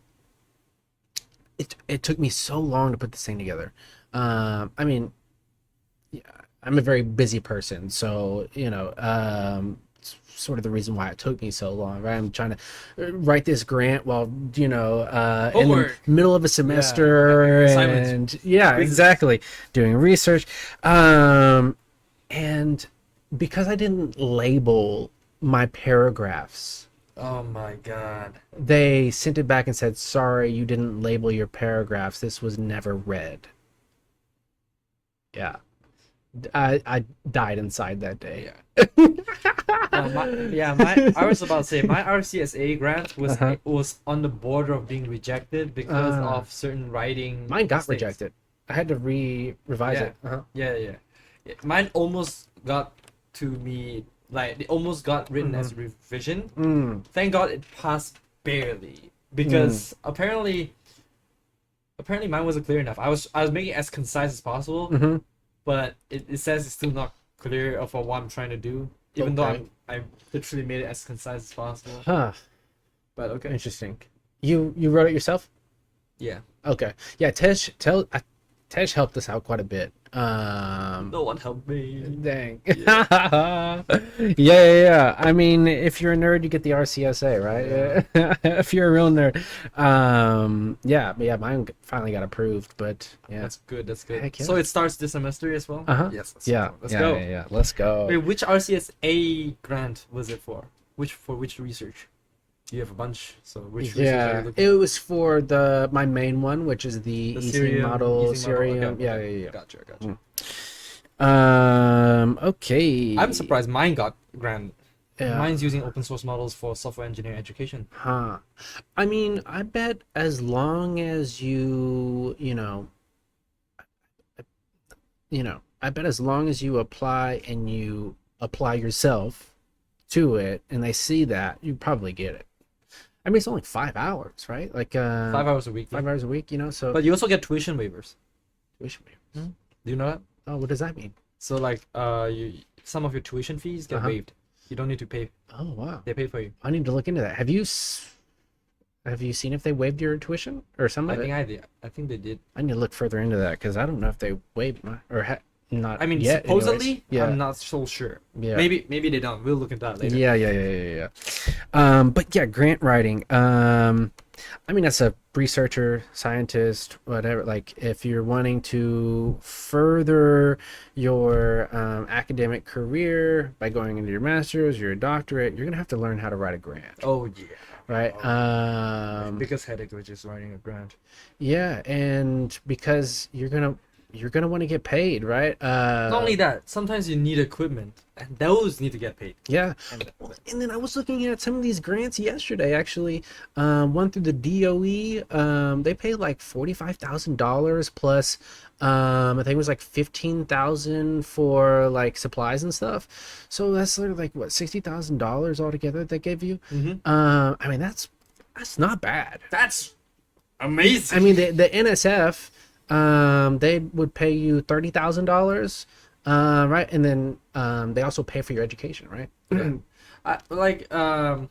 sad because the Embry also gives quite a lot. Yeah, if yeah. yeah. Yeah, I don't know if they're like completely folding or They what, folded. but oh, they did for Yeah, sure. Yeah, a few of them. I asked a few professors. A lot of their projects stopped because of that. Well, 'Cause they were I mean, funded but by I Embry. don't know if they completely folded. I think they're still like an organization. I think Yeah, they're still what I gonna mean try is- to. Yeah. I think they're still gonna try to Fight fight for the for yeah. No, what I mean by folder is like the budget is cut off. Yeah, and that's, you know, It's kind of sad. it's really sad because to me, like, That's the point of how do research, I though. how do I say this without getting political? So I think in order for a society to progress, to keep building, right, you need researchers. You need to pay them. I feel like the right way. I think Jensen Huang put it the perfect way. Incremental improvement. The whole point of research is incremental improvements. Yeah. Most research papers sounds almost the same as the previous research paper is based on.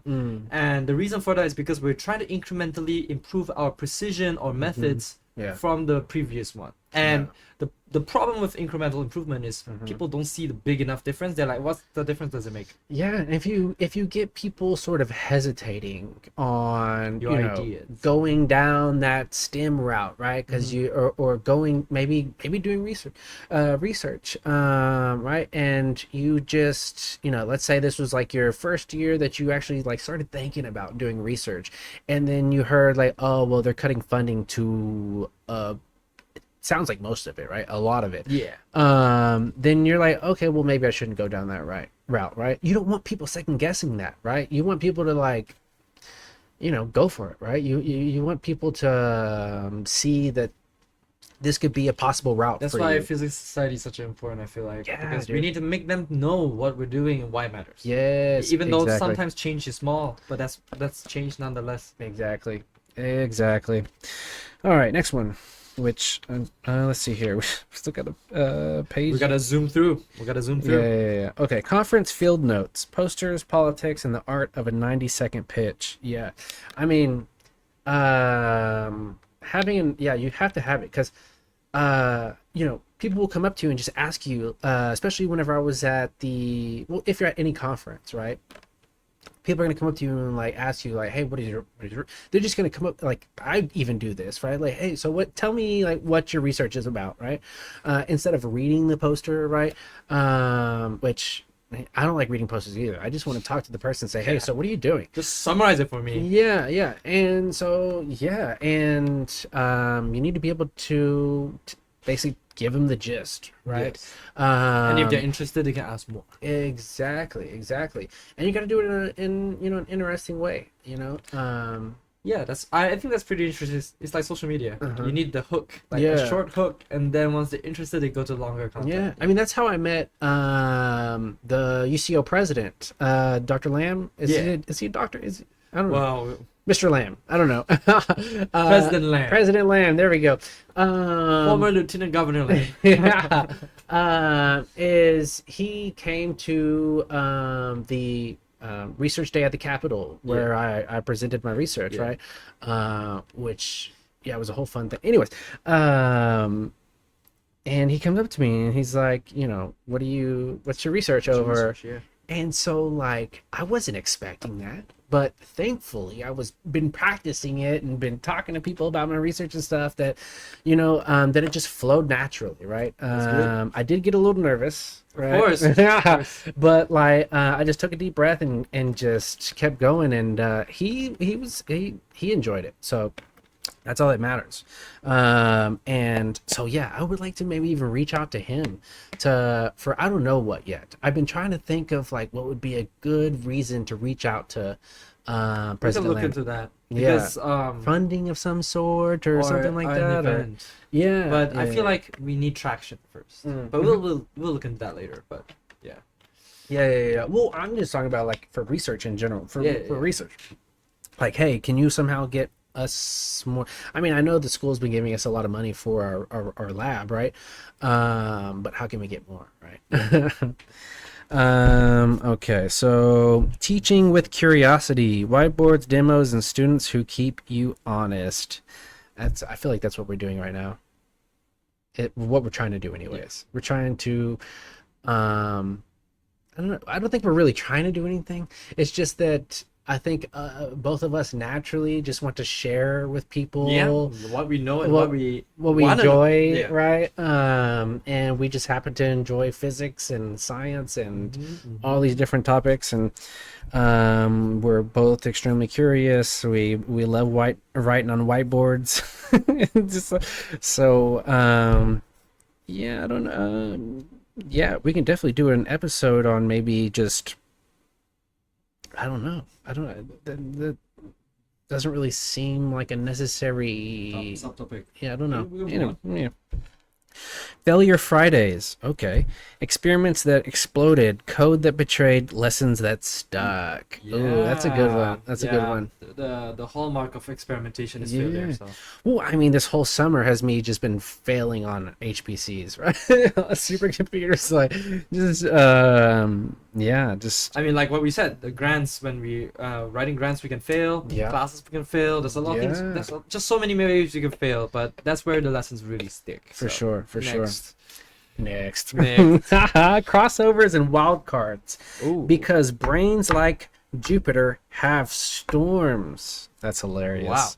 Wow. Yeah, That's brainstorm. low key poetic brainstorms. Yeah. Jupiter storm. That's hilarious. Jupiter brainstorm. Yes. Yep.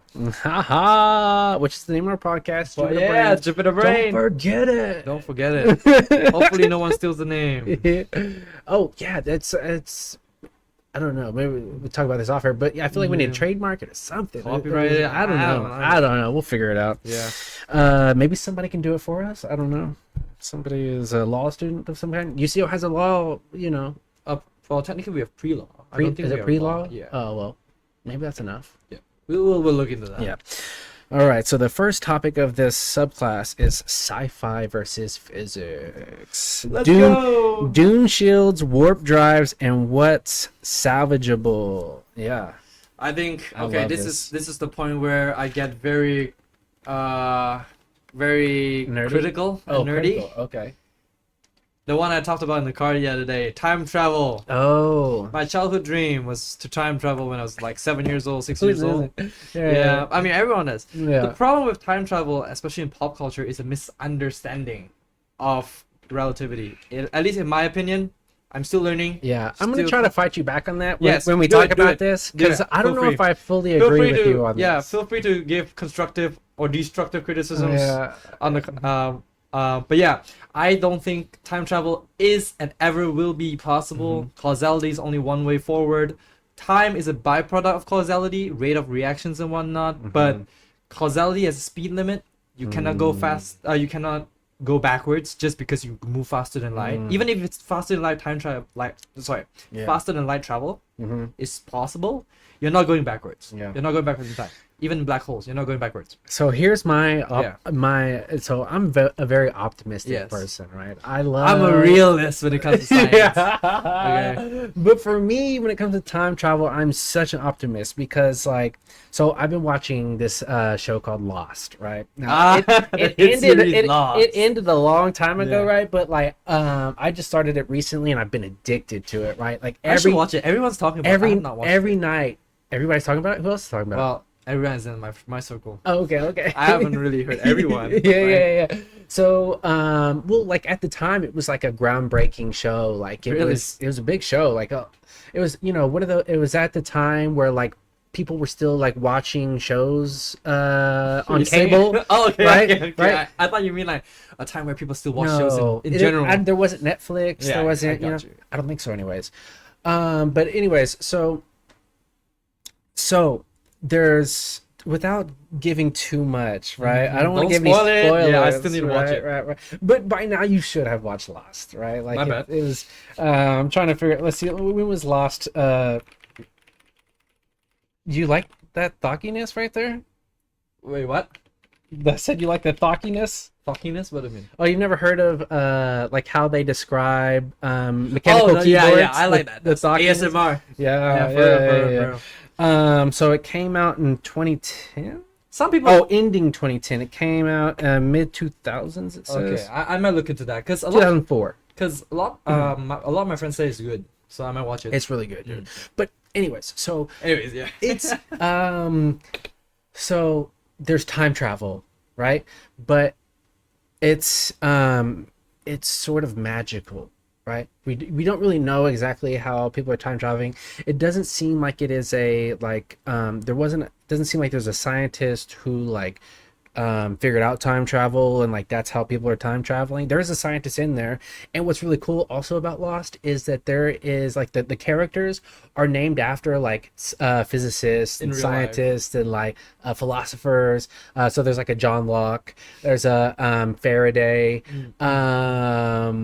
Anyways, and so, but there's Daniel Faraday. He like finds out that there's this like time travel of consciousness that's occurring, right? Interesting. Yeah, because it's not like It's not like you actually time travel, right? well anyways, Yeah, so I got you. it's like the island, this island that they're lost on, right? It's magical, right? And there's this place where you can go to and you can move the island, right?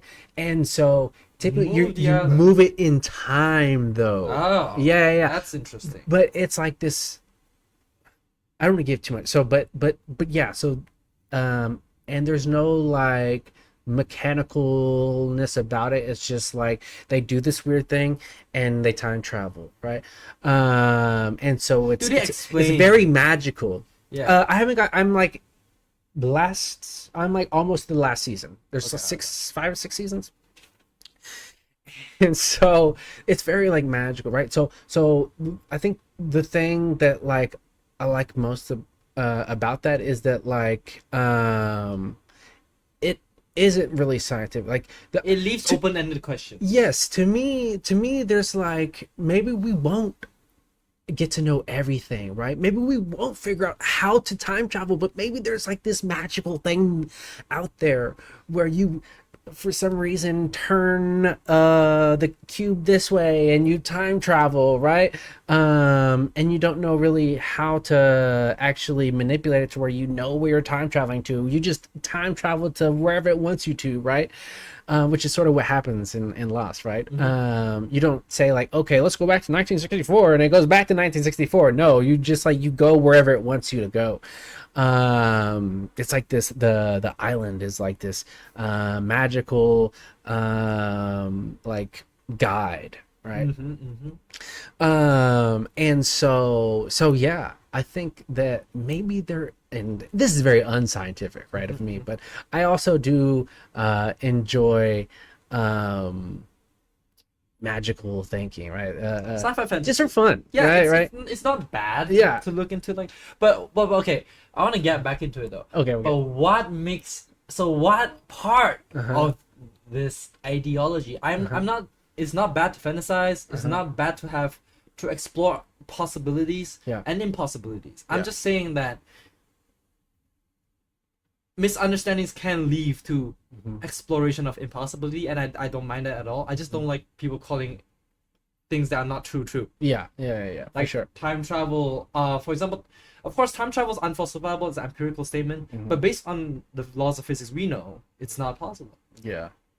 Well, you may say on the it's physics we know at the moment, Yes, right? yes. And there's Our- still a lot of time, right? Just so much yeah, time. it's like what Neil deGrasse Tyson said.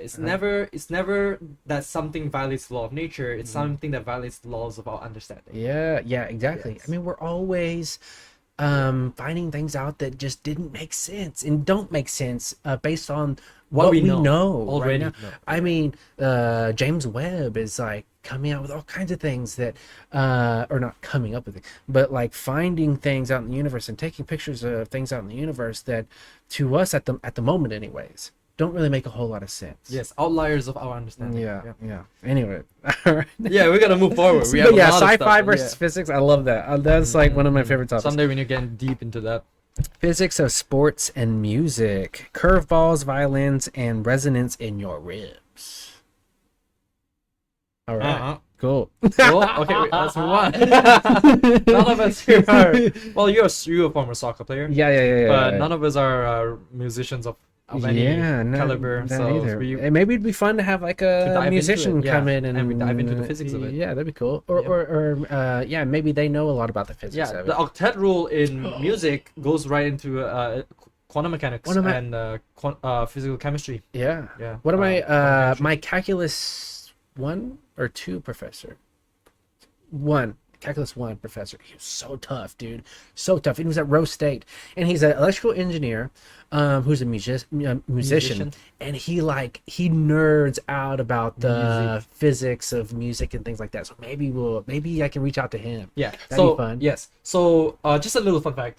Just like how octet rule that applies in music is the same as in chemistry, the octet rule of the valence electrons. The physics of color in our eyes, the mathematics behind the color of our eyes, and the way we have so much color just derived from our 3 cones that most people have, is the same math that you use to express quarks. How quarks form baryons. The symmetry. Yeah. Anyways, yeah, trichromacy. Oh yeah, symmetry. We need an episode on symmetry, dude. Noether theorem, symmetry. There's so many topics we need to talk about. Yeah, symmetry. I love symmetry. It's one of my favorite. Just because it's like, it feels like really simple. It feels like easy a to topic, grasp. but I feel like it's also But a yet- topic that we take for granted. Yeah. yeah, And yet it gets extremely complex. Exactly. Yeah. Yeah. Ethics of AI and science. Okay. Credit bias in the ghost author in your paper. Yeah. The ghostwriter. Ghostwriter. Ghostwriter. Yeah. Yeah, that's a really interesting topic, dude. Because That's an entire rabbit hole on its own. yeah, I mean, So controversial in today's I world. mean, so yeah, relevant. I feel bad about using AI when writing my paper, right? Technically, we're not even allowed to do that. Yeah. Oh, what do you mean? We're not allowed? Yeah. What do you mean?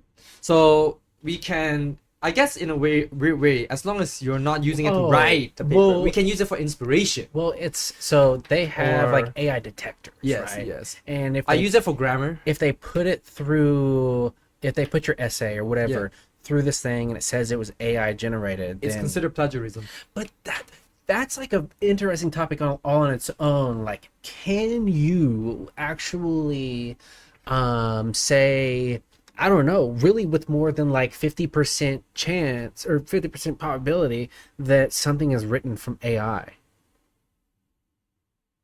Well, that's not how probability works, but you get what I mean. Yeah. What do you mean? Like it's like because AI, the way AI, at least most LLMs work, is they use whatever they've read and regurgitate. So Yeah. the facts that you written from, especially if it's uncited, is plagiarism. Things that is said by the AI is based on something that's already written or real. I see what you're saying. So that's why it's considered plagiarism, because it's just regurgitating in its own words, but it's still plagiarizing because you're not citing it. But so That's why they're citation's the main allegedly, and I don't know. I don't know if they were being 100% honest or what, but allegedly So my girlfriend's a Comp One professor, adjunct professor, right? And so she puts these essays through these AI detectors, right? Yeah. And she gets people all the time that come back and say, no, like I wrote that 100%, like that was me, like but Yeah, it says it even was if it- like high percentage that it was AI written, right? You can't really tell 100%, but Exactly. well, I feel like even for example, you can use Grammarly, the grammar correction Yeah. AI. You can use Grammarly and you'll still be it'll detect you as AI. Yeah. So I feel like it's a very gray Yeah. area to talk about. I Very just feel gray. like it depends how you use it. 50 and- Shades of Grey. but yeah, I feel like it just depends how you use it. Yeah. Yeah. We'll get into that. I feel like that should be one of the episodes on its own. Yeah. Ethics yeah. of science and science writing, AI, Yeah. and stuff. I don't know. Yeah. That's- Yeah. I would like to look into like the different softwares, right? And like how they detect and like Yeah, things like yeah. that. You can easily lie to those detectors. You can use Markov chains to generate text that matches the probability, even if it doesn't make sense. You can lie to AI detector. I You was can just, lie to bots. I was thinking like simulations, Yeah. like Monte Carlo simulations, the different types of Markov simulations. chains and sheets and Ye- whatever Markov fields. Yeah, there's a ton of different simulations that are, physics simulations. First principle simulation. Yeah. That would be a great topic for The Matrix someday. Matrix, the Matrix. I mean, just the movie The Matrix would be fun to talk about. and I love it. Well, that would be so ahead of its time. that would be sci-fi versus physics, Yeah, right? so ahead of its time. Okay. Yeah. Sci-fi versus physics is definitely one of my priority topics. Yeah. Yeah, I mean, Who doesn't like sci-fi or physics? yeah. Okay, so there's one more. Yeah. One more, because the rest of this is, it sort of tells me like episode 1. What to do? Yeah. Which we didn't follow that, that's for Yeah. sure. Or did we? How would you know we're real? So anyways, it might be AI generated. You don't know. Okay, so the last topic: everyday physics, fridges, traffic, and the thermodynamics of campus life. Ah, I wasn't It's expecting so the vague, campus though. life. hello, Everyday Dr. physics. Hey, what's Hello. up, Professor Brailer? We're doing a little podcast. Yeah. This is Yeah. our pilot, right? Yeah, our Yeah. first episode. We had a pre-pilot, and then this is like our actual pilot. So we're like, Just we blasting through possible topics and Yeah, yeah. So we thought like we just go through the different themes, and because I think we're gonna have like each episode be a theme, Okay. right? Right So on, like yeah. this episode entropy, right? Next Okay. episode Yeah. whatever. Yeah. This episode we have Professor Prather on, and You gotta have me on yeah, that. Yes, please. That'd be great. You'll never believe this. When podcasts first came out, Uh-huh. I had a gaming podcast called Lethal Gaming. Okay. Whoa. And yeah, a long time ago. It's somewhere on YouTube. If you look up Lethal Gaming Podcast, Uh-huh. LGP. Okay. Yeah, I used to run a podcast a long time ago. We only had like 7 episodes. Yeah. But yeah, I've always wanted to do like a physics-based podcast Yeah, of some yeah. kind because Yeah. I have fun conversations with my buddies. But the guy that I talk about the most is a philosopher. So he's Okay. more kind of into like esoteric philosophy, and I'm more like kind of practical experimental stuff. Okay. Yeah. But yeah, you guys ever want to? Yeah, that would be For great. sure, That would be great. man. Yeah, the what we've been thinking about though is like we only have 2 mics, so I wonder. Apparently, the school has like a podcast. In the library. Yeah, Yep, so I wonder if they they have more do. than 2. I don't know what their setup is like, but I Yeah. know they have like a room that you can rent. Even in mass communications building, they have studios. Yeah. I was thinking of some way to maybe rig this up. So that to get us to that, do more than- that thing can only take 2 inputs. Yeah. I got you. Yeah. Yeah. Mhm. No, but still, I mean, that's Does it- super cool. Yeah. I heard you all laughing. I was like, I'm gonna come say hey, but I was like, ooh, should I interrupt? Yeah, no, you're no, fine. you're You're good. fine. You're We named it Jupiter Brain. Yeah, I saw that. That's a clever name. Okay, yeah. Yeah, no, I don't know. I just think it's fun. It's a Well, sci-fi Jupiter Brain's great because you got Galileo's history with the Mhm. moon's Ganymede, the Yeah, moons of yeah. Jupiter studying. And it's also a sci-fi reference too.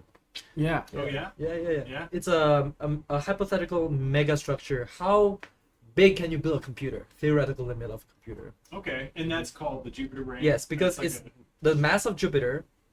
Imagine it's entirely a computer and a reactor to power itself. Yeah. Because anything more than that will collapse. Yeah, here Into we're a star. we're So- also recording Yeah, it. Jupiter's right on that edge of if they were to add any more mass to Jupiter, it would.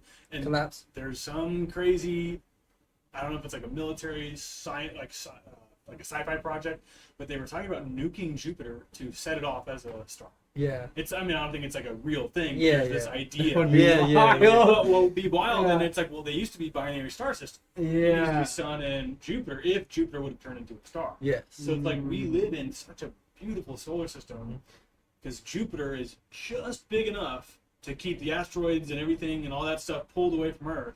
But it's also not big enough to be Become a star. Yeah. It's incredible. Yes. It might So- it might become a brown dwarf or a red dwarf if Right. it ever gets Yeah, more if it ever mass. gets, if anything falls into it enough, enough time. But Interesting. that's a great name for the podcast. Is Thank this you. your? Yeah, What is it? the crank slider and crank rocker mechanism. Sorry, it was something there. Okay. So this is a little rocker that just Uh-huh. goes back and forth. So you put in circular motion right here, Uh-huh. and it can translate into angular Okay. and translational motion. Okay, and you can move this somewhere. Yeah, so I've got these kind of different spots so they can put different arrangements. I have like 4 of these and 2 of these. So if I shorten the length, the amplitude of oscillation changes, the median of oscillation changes. So the students will measure basically with a stick a little ruler right here, and they can measure how far it goes from here all the way to there. And then if I were to shorten this, how that changes the behavior. So it's That's kind of cool. Okay, cool. there's also some gears I have that'll go onto this too. So it's kind of a cool little platform that they can do a bunch of little. Is that gonna be part of your talk? No, No. this will be for intro to engineering. But I talked to Ben this afternoon or afternoon about the 3 talks that I have. That's Okay. awesome. The first one I mentioned, I saw you at the gym, Yeah, is the about other day. the 2-body problem. So I have the 2-body problem solved, but I don't think I'm going to solve 3-body problem. I don't think anyone could. All right, that's the whole idea. And so it's like, well, if I can at least start with the 2-body problem, it gets me the groundwork. 2. But as soon as you add 3, oh my god! Because what happens is Chaos. if I have 2, basically it's a triple pendulum. Yeah. Triple pendulum. But I can do a double pendulum. Double pendulum is chaotic in certain regimes, but it is deterministic in others. So the 2-body problem, if you think about 2 maybe baseballs out in the middle of space and you drop them, they don't really drop. They fall, quote unquote, together. If I separated them by about a meter, 2 baseballs would take 3 days to come together in the vacuum of space. And I was like, well, I don't know if you guys have seen Vsauce on YouTube. Yeah, There's a video Vsauce, called yeah. Which Way's Down. Yeah. And in that video, he has that animation. Universe Sandbox, I think, is the software Yeah. he used. Yeah. And he let them fall together. It was like 2.97 days. And I was like, I want to see if I can test that, like Yeah. analytically. Huh. So I got out my pen and paper, Yeah. started crunching the numbers, doing the math. Well, if you use Newton's law of universal gravitation, the problem is, it's not a problem, but what makes it complex, is that radius changes. So if I have the Earth with, I raise a ball up to some height, this height is negligible compared to the height, the radius of the Earth. So I can treat it like it's a flat surface. But a ball next to another ball in space, they both move towards each other. And so the radius changes. So there's higher order change. Way higher order effects. And so normally I can think about acceleration as constant on Earth. Well, the acceleration due to the force changes because the radius changes. Gmm over r squared, the r changes, the force changes. So as they fall together, the force actually gets weaker. So it isn't though they just won't ever come together, Yeah. but they start pulling and then they kind of weaken. Yeah. But they still come together. Huh. Okay. And so there's this non-linear effect, kind of what you're saying about Yeah, if I non-linear. go up one more order to a 3-body problem, poof, it goes from not just non-linear, like second order, maybe third order, to 4th, 5th. I mean, we don't have, I think you can only solve a 4th order polynomial. You can't, I think that maybe There's no numerical method for a 5th for order. 5th, anything above 5th, I I think. think it's, At least, yeah. it's 5th or 6th, but I think it's 5th. Yeah. Because there's the quadratic for a Yeah. 3rd order polynomial, or a 2nd order polynomial. Second. There's the quartic for the 3rd, And there is something, I don't know what it's called, but there's something for the fourth. Anyway, Yeah. long story Huh. short, that's one of the talks I want to give. So That's on awesome. that, like, do you know when your first one's gonna be? I asked Teo, I said, as long as you don't put me on the first 2 weeks of school, Okay, I'll okay, do it yeah. again. Because we've been trying to figure out I like, tend to plan everything out. Yeah. And I mentioned you probably both, and Levi, I'm sure as well, probably have. Because there's that video I told you I want to watch on Pilot Wave Theory. Yeah. Yeah. So very much into that. Yeah. I want to. I think I'm gonna do mine on exact solutions. Okay. So going through all the different models and trying to fit and finding all the different exact solutions and sort of as sort of a way to show like the application of the things you learn Yeah, in no, school, that's right? cool. I've been watching actually I've been taking an online class Mhm. on Euclid's Elements Okay. and how Cool. you derive everything from scratch. And kind of to your point about exact solutions, Mhm. at some point we cannot get numerical solutions. Yes, derivations and proofs have their limits at that point. And to me, there are some things that do not have closed form solutions. Mm-hmm. One of those is the irrationality of pi. I mean, you can write it as 32 is an irrational number, Yeah. but I can't write it as a ratio of whole numbers. I can only approximate it as a ratio of whole numbers. Yeah. And so Wait, is there's it all the- possible to fully? Is there? I'm just curious because irrational numbers. Are we able to express it as an infinite series? No, right? Infinite series, yes, but not as a, not with integers. Not Okay, I not a gotcha. ratio of Yeah, integers. I got you. But yeah, I mean, like it's so cool because you talk about these exact solutions, and one of the things about Pythagoras was that he claimed that everything is a number, and I think at the time it's pretty reasonable because if you can think about everything as a number, but an irrational number literally means you cannot describe it with another number. Yeah. You have to use some type of algorithm or infinite series. Infinite series. Yeah. So next question. Yeah. When would you want to be on the Oh man. Oh. I mean, do you guys have like a set of topics you've already thought about? Because I could throw a couple at you. 'cause, We're like, just waiting. think maybe a little bit of a trope now, but I'm kind of like the pendulum guy. Okay. Anything Harmonic motion and stuff. harmonic motion. Okay. One of the ones I was telling him about at the gym is Uh-huh. I have a model that if you model just numerically or mathematically the forced harmonic and free harmonic damped, critically damped, underdamped, overdamped, all the different harmonic motions. Uh-huh. They're pretty complicated equations. Mhm. But what I've thought about is why can't I just take a circle and reduce its radius while it rotates? And I should be able to produce the same effect. And I've gotten wicked close. But what happens is as my dampening ratio approaches 1, as it approaches 1 or deviates from 1 or the other, as I approach a limit, that model fails. And so I want to show why, like, yes, you need this kind of rigorous, almost exact solution versus kind of this easy, descriptive, but not accurate model of the circle. You know, I'd be totally down for you picking your own topic. Okay. And yeah, I think what Thursdays is what we're thinking. We're thinking like Fridays. Thursday or Friday. Right. Well, let me know what time you guys Okay, decide, Friday. and I'll see if I can work in my schedule, or we'll work around it. Or you just tell us like Okay. Yeah. what day would work, and we'll figure it I out. think because once my schedule is set in stone, it should be tomorrow.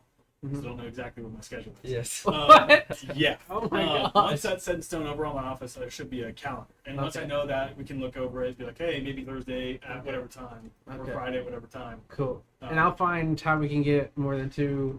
Yeah. Nice. I mean, I'm sure even if I just sat close enough. I'm also Well, thinking that like Sure, I sure. have other mics too. I have the little clip, Bluetooth yeah. one, so I wonder if I can maybe We can hook just that up forward it as in. well. Yeah, Yeah. I'm sure there's a way. Mm-hmm. So, Yeah, we'll But get yeah, it figured out. cool. I heard y'all chatting in here. Figure out stuff I say Yeah. before You I- mind if we keep this audio in?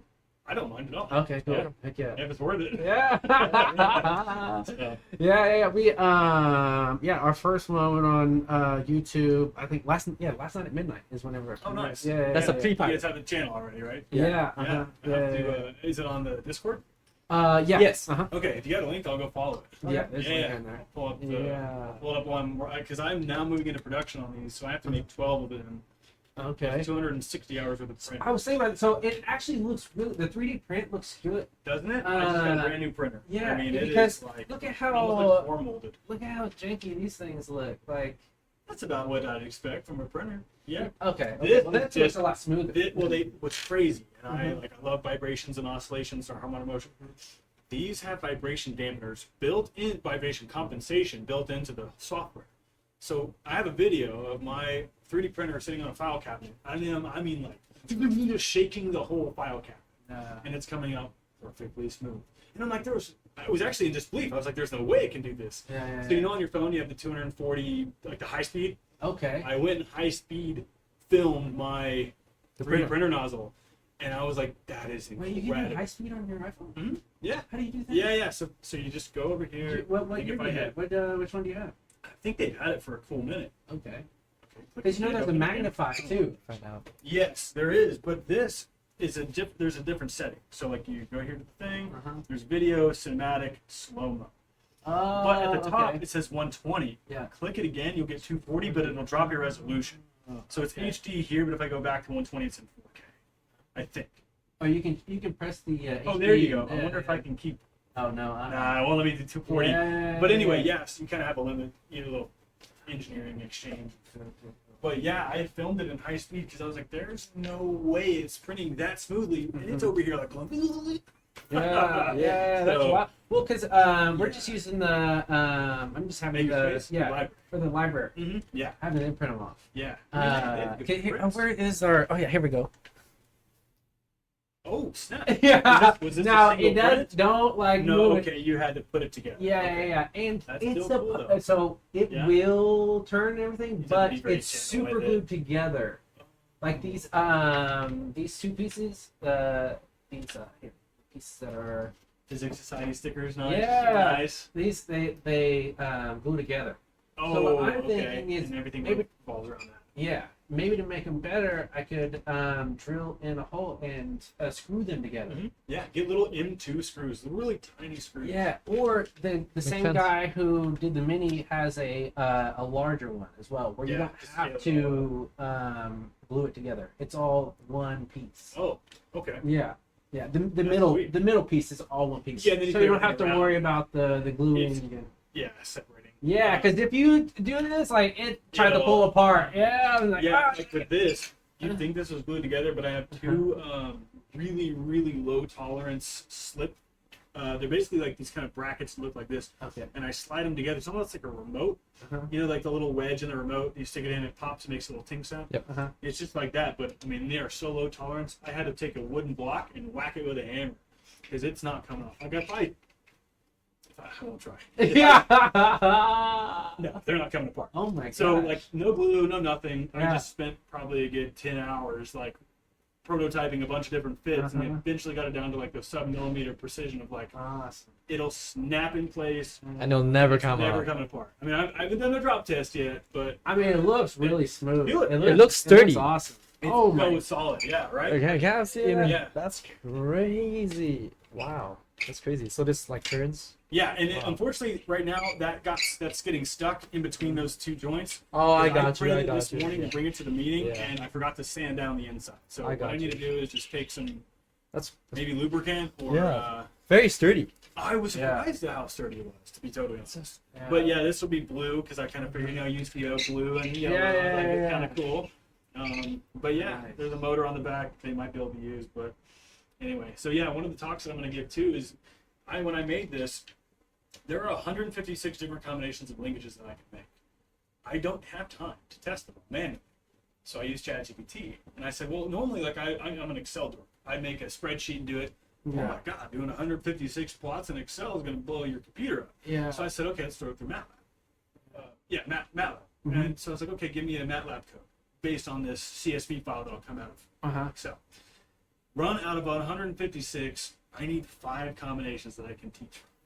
Because I'm not going to be able to pick out, which ones are the most Individual important ones, ones. So I kind of had to say, like, okay, we need to have a pedagogical directive of if I change this one, change one variable at a time, Yeah. what is it supposed to reveal? So going from kind of a very, not complicated either, but just so many different permutations that I could put together and just narrowing it down to a handful. That's I was awesome. over here wondering how you find time for all of this. I had to make time. yeah, I yeah, am not one to stay up all night. I mean, I like staying up till 2 or 3. That's been my gig. yeah, I've stayed up working on this, and I'll show you guys later. I don't want to distract too long, and I got to get some dinner. yeah, yeah. But I'm also building a pendulum PID control, system that has, you take a meter stick, you attach it to one of those little like physics stands, and on the end of it is a propeller, and that propeller applies a thrust, and it's just like pushing someone on a swing. If I apply that thrust to the propeller at the right time and at the right volume, I can increase the amplitude of the swing. I can also apply that at just the right time to bring it to a complete stop. If I dissipate that energy by applying a counter thrust. And so I'm trying to design this pendulum that attaches to any of these things that we have on campus, throw a meter stick on there, and then put this little propeller on there, connect it to your power supply, crank it up, and you can play with the controls. Cool. So yeah, pendulums have been kind of my thing, but Yeah. working on that, I stayed up till 7 in the morning one night. Oh my god. And the sun started coming up, and I was like, okay, that's it, I'm done. Yeah. I gotta stop. Because Yeah. I could have kept going. I That's was like, wild. but That's it's wild. for me, when I get so almost sucked into a topic, Yeah, it's like yeah, I want to figure it out. Yeah.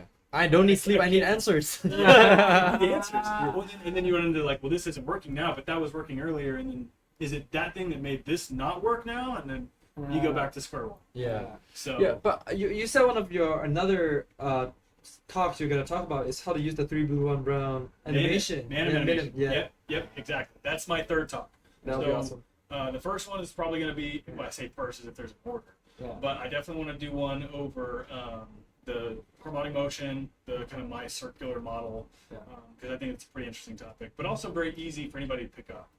The Manim stuff, same thing. I'm like, this is something that if you want to use AI or ChatGPT to like help you make models and animations, it's really easy. Yeah. You just have to know how to prompt it. Yes. Yeah. A note on that. I just remember something about double pendulums. You know how you said double pendulums are on the border of deterministic? It depends on how big that Yeah, initial how big. perturbation is. Yeah. Because there are I don't know if it's machine learning models or just algorithms that learns how to balance a double pendulum. Upside down. Yeah, An upside inverted down. double In- pendulum. yeah, yeah. Yep. He learns how to balance it. I've seen that. I wonder if, what's the limit? Can we balance 3? Well- Can we balance 4? I don't know what the limit is, but I know last semester one of my intro to engineering teams tried to do an inverted double pendulum. It's I mean, like I'm doing a single pendulum PID control. That's pretty tough. 2, doable. Very tough. I think you would be hard pressed to get 3 pendulums to balance upside down. Inverted. Yeah, inverted triple double just- pendulum. Triple pendulum, I mean. Because Yeah. 2, maybe I'm like overthinking it. I'm thinking about it. With 2, one of them kind of balances the other one, right? If I have one, the first one that's connected to the axis of rotation, it's held together by the motor, whatever it is. The one above it is almost balancing on top of that one. Yeah, But like with dominoes, I could stack 2 dominoes on top of each other and they'd be pretty stable. yeah. But as soon as I add that third domino, Yeah. it somehow naturally becomes less stable. And so it's like the third pendulum on top just seems. I just don't think you'd be able. Maybe you can. Maybe it takes some. I mean, crazy people control. already did that. People actually. did 3 inverted. Yeah. Yeah. It's Wow. just that the base needs to move. Move laterally. Ah, Yeah, that's what my students yeah, did. yeah, yeah. But what they did, and the only reason they weren't able to get the single pendulum is because theirs would just move at a constant speed. It has to have a variable speed because it needs to, if this starts falling faster, the motor needs to move over Quick. more. Yeah. So I was like, man, you guys, like for an intro group, that's awesome. That they It's tackled. crazy. I mean, this is a graduate level project. Yeah, double inverted pendulums are graduate level projects. I love it. So the third talk would be the Yeah. 2 body problem. Yeah.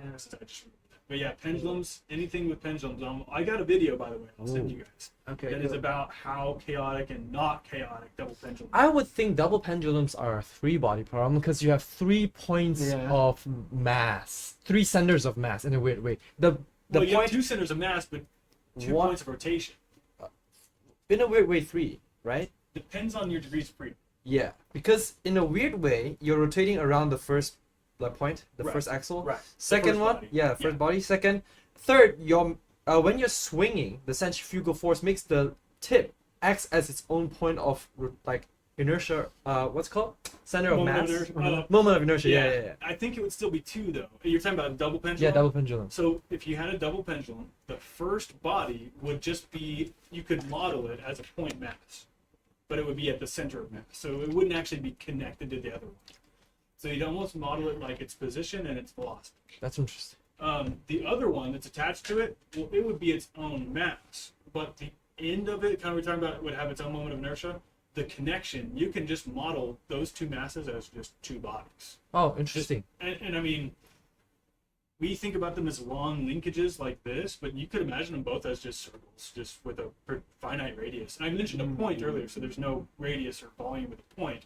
But if you think about it from like a statics or dynamics perspective with a point mass, you just have to extend the fact that somehow they're connected together, which feels kind of hand wavy and cheaty. Yeah. So if you just extend it to a circle, two overlapping circles, well then they're just two circles with two bodies and they're two moments of inertia. Oh, that So it makes would sense. be a Now, two-body I see. I see. Now, okay, now it's starting. But it is still on the edge of being chaotic and Yeah. deterministic. But you would consider like maybe once you put a third pendulum, Yeah, that'd be a that's pretty big problem. okay. Yeah. Understand. And that's where I think it gets. I I understand. think now. that's where it starts getting out of hand. Yeah, that's crazy. So, but I've got a really cool video to send you guys about Yeah, please double do. pendulums and chaotic nature. That's So, it. yeah. For sure. But anyway, let me know about Yeah, the. it's good to see you. Yeah, good to see you guys. Good Let see me you, know sir. about the plan you guys have coming up. Yeah. I would be Yeah. happy to be. Just let us on know. an episode. Just let us know when Or you want to do couple it and the topic, or if you want us to pick the topic, or whatever. I mean, you guys can pick the topic, and I'll just come in and chat. You Okay. want to do it that too? Okay, we'll think about it. Let you know. All right, well, have a good one. All right, later, Yeah. brother. far in are Cool, we? man. How far are we? I mean that's the last topic. That was awesome. That was Okay, that's a fun. wrap. So yeah, that's basically a wrap. So till next time. Till next time. We need to come up with something else, right? Or is that Um, considered? Because I feel like we're sort of like cheating an outro. How are we cheating? What do you mean? The outro. We have the outro. Yeah. We have the Oh, no, graphical I outro. mean the. You know, like what do like the things we say Oh, At the should end. we say something at the? at the end? I don't know. I mean, we Until can. next time. I like till next time. But until next time sounds like Kyle Hill. Well, till next time is like a ubiquitous. True. Like saying. I just don't want to feel like I'm. these I just wanna these feel so like I'm there's an plagiarizing. no, I don't think so. I mean, this is I mean, what it's not copyrighted, so. we could definitely figure something out. Along the way. Yeah. There's a podcast called Smartless with oh wow, Jason Bateman and I can't think of the other guys' names. But anyways, they always try to figure out a way to say bye without just saying bye. Oh, I got you. Yeah, which is kind of fun. But then we would definitely, I think that would definitely be Yeah. copying. Yeah. But yeah, I don't know. I like till next time. Yeah. Till next time. Till next time. Till next time. All right. That's a wrap. right. Wow. We just type it in. Okay, so we forgot to pick a topic. Yes, for next time. Yeah, we're Try to pick it randomly. So, Um, give me all the topics. I'll key it. Okay, entropy, Entropy, black holes,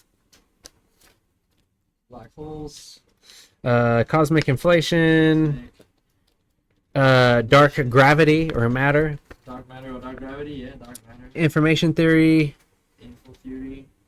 Landauer's limit, reversible computing. I'll just give you the Kolmogorov complexity. Kolmogorov. There's a ton of these. You want me to name them all off? Kolmogorov, reversible, and Landauer goes into info. Okay. They are like one thing. They're Well, literally. but I mean, They what- are literally information theory. Just. They sort of segue into complexity theory. But Do you I know bet complexity you theory- could do a whole hour on just. Nah. No, you think so? No, I don't see that. I feel like Yeah, we can yeah, probably combine not, right? Yeah, I yeah, feel like yeah. complexity theory, sure. We're gonna do complexity theory. What about quantum error correction? That's a That's info and complexity theory. So I feel like Ising Ising models. models, yep, Ising models. I feel like models we can put it under. Oh, simulations, Yeah. symmetry, Sims and models. How about that? Sims and models. materials informatics, Materials info. high entropy alloys, I feel like that should be in materials info. HEAs. Okay, reproducibility and scientific ML. Okay. Okay. Let's put that as under just scientific method. Okay. So like we talk about the philosophy of science, where science came from, and the reproducibility and whatnot, all the methods we use in science. Okay. Uncertainty quantification. Scientific method. Uncertainty quantification. That should be under scientific method. HPCs. HPCs. Data viz crimes. Oh, that should be scientific method. That could be a whole like that's. Yeah. Oh, you mean like the I got you. Like how to avoid Yeah. scams, fake data. Yeah, blah, yeah, okay. yeah. Fake news. I'll just put fake data, so it's Fake- easier to name. fake Yeah, news. Just wanna type too much. Fake news. Fake Fake news. news. fake data slash news. Grant writing survival. Yeah, grand writing. Conference field notes. So can I put grand writing slash formal writing? Sure. Yeah, because that's a good topic. Teaching for with about- curiosity. Teaching with curiosity. Failure Fridays. I feel like that should be part of teaching with curiosity, because you can I don't know. I think failures can just be a whole. its own topic. Yeah. So failure Fridays. Yeah. Sci-fi versus physics. Sci-fi versus. And, Oh, yeah, that's- and sci-fi could be one, and physics could be one. I mean, like, I find sci-fi versus physics is good together Okay. because we can talk about sci-fi, how realistic it is, how ahead of time it is, you know, Yeah. that type of stuff. physics of sports and music, Oh, physics. ethics of AI, everyday physics, AI, everyday. naturalis, philosophia naturalis, Yeah, philosophy. and history. We should maybe do a history of physics, physics history, history of science. Do we want to philosophy of science? I believe, and history. You want to separate that, or do you want to put it Yeah. together? Because that's how we Yeah, unfold it. Right? sure, Put it together. sure. Okay. History and philosophy. Do you put symmetry of chaos theory? Okay. So chaos. Chaos theory. That could be with entropy. Yeah, I think that would be with Yeah. Yeah, we can like pick a topic and then say like, okay, what all it's just gonna entail, right? Yeah. So okay, Simulations, the matrix, compressing data, that's synthetic data. synthetic data, sims and materials, models. yeah. Yeah. Okay, all right. Spin the wheel. Oh, wait a second. Oh. I was gonna say we should record the wheel. Too late.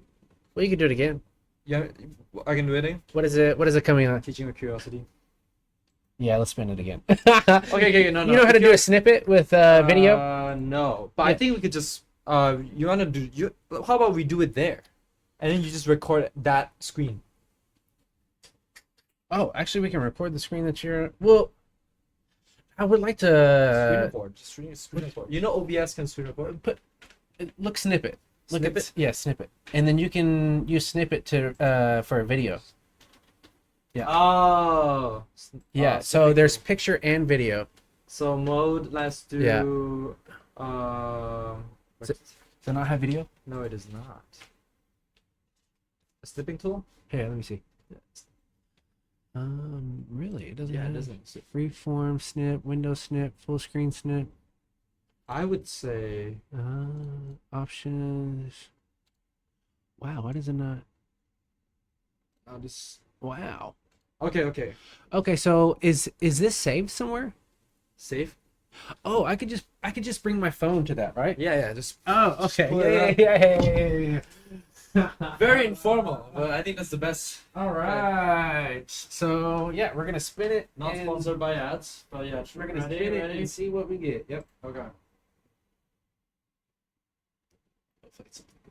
I mean, I think they're all good topics, but oh snap! Oh, physics of sports and music. Sports and everyday music. I don't love that one. Yeah, that one because that's not our field of expertise. Yeah, I feel yeah, like yeah. we should. Yeah. Okay, Roll it let's- again. Roll it again. Roll it again. Sorry guys. Sorry guys. This is not really technically scientific methods fine. Scientific methods. Yeah. Okay, I like that. Yep. All right, bet. Let's go. Oh, scientific methods. So what it entails? What does scientific method entail? The scientific method. What does it entail? So let's see what all we had in here. So I mean, I feel like how to be scientific, right? I feel like what and we can also get into the history and the philosophy of it. I think it can also merge it up because we have an hour and a half. So where was the scientific method at? Where did so we... that's the Ethics, here, AI. methods. Oh, reproducibility and scientific ML. Did we say scientific method? Yeah. So we said that we put that in the category of scientific method with Uncertainty quantification. yeah. Okay. Yeah. So how to be certain about your Yes, results. how to create hypotheses, theoretical models, Yeah. mathematical models, experimental models, what are the differences, how to write Yeah. a paper. Well, that's different though. Yeah. I mean, okay, depending on time, we might make it a separate topic. But Scientific methods. Okay. how did scientific method came to be? Where did it Yeah. come from? What's the history? Philosophy of nature, natural philosophy. Yeah, scientific. Yeah, I mean, Newton came up with the science, so it's a little bit of history as well. Well, Okay. technically, Yeah. actually, Yeah. technically, it's derived from the Socratic method. Oh, that's from yeah. Socrates. Yeah. Well, it was Newton. Newton was the first, apparently, like the Formalize it. rigorous. Yeah. Uh, Well, Socratic method is rigorous. Okay. Huh. So Socratic method. Yeah, maybe we can Because look into that. Like, yeah, what's yeah. the difference between the Socratic We're not method, gonna get into that what now. Newton did, and How it popularized. so yeah. What Newton did. Newton did Yeah. with. I feel like we don't want to get too into it right now because this is yeah. a post-production clip right here. Because we forgot. Versus Socratic. Okay, cool. Okay. All right. Fun. Cool. Until then. Until next All time. right. Until next time.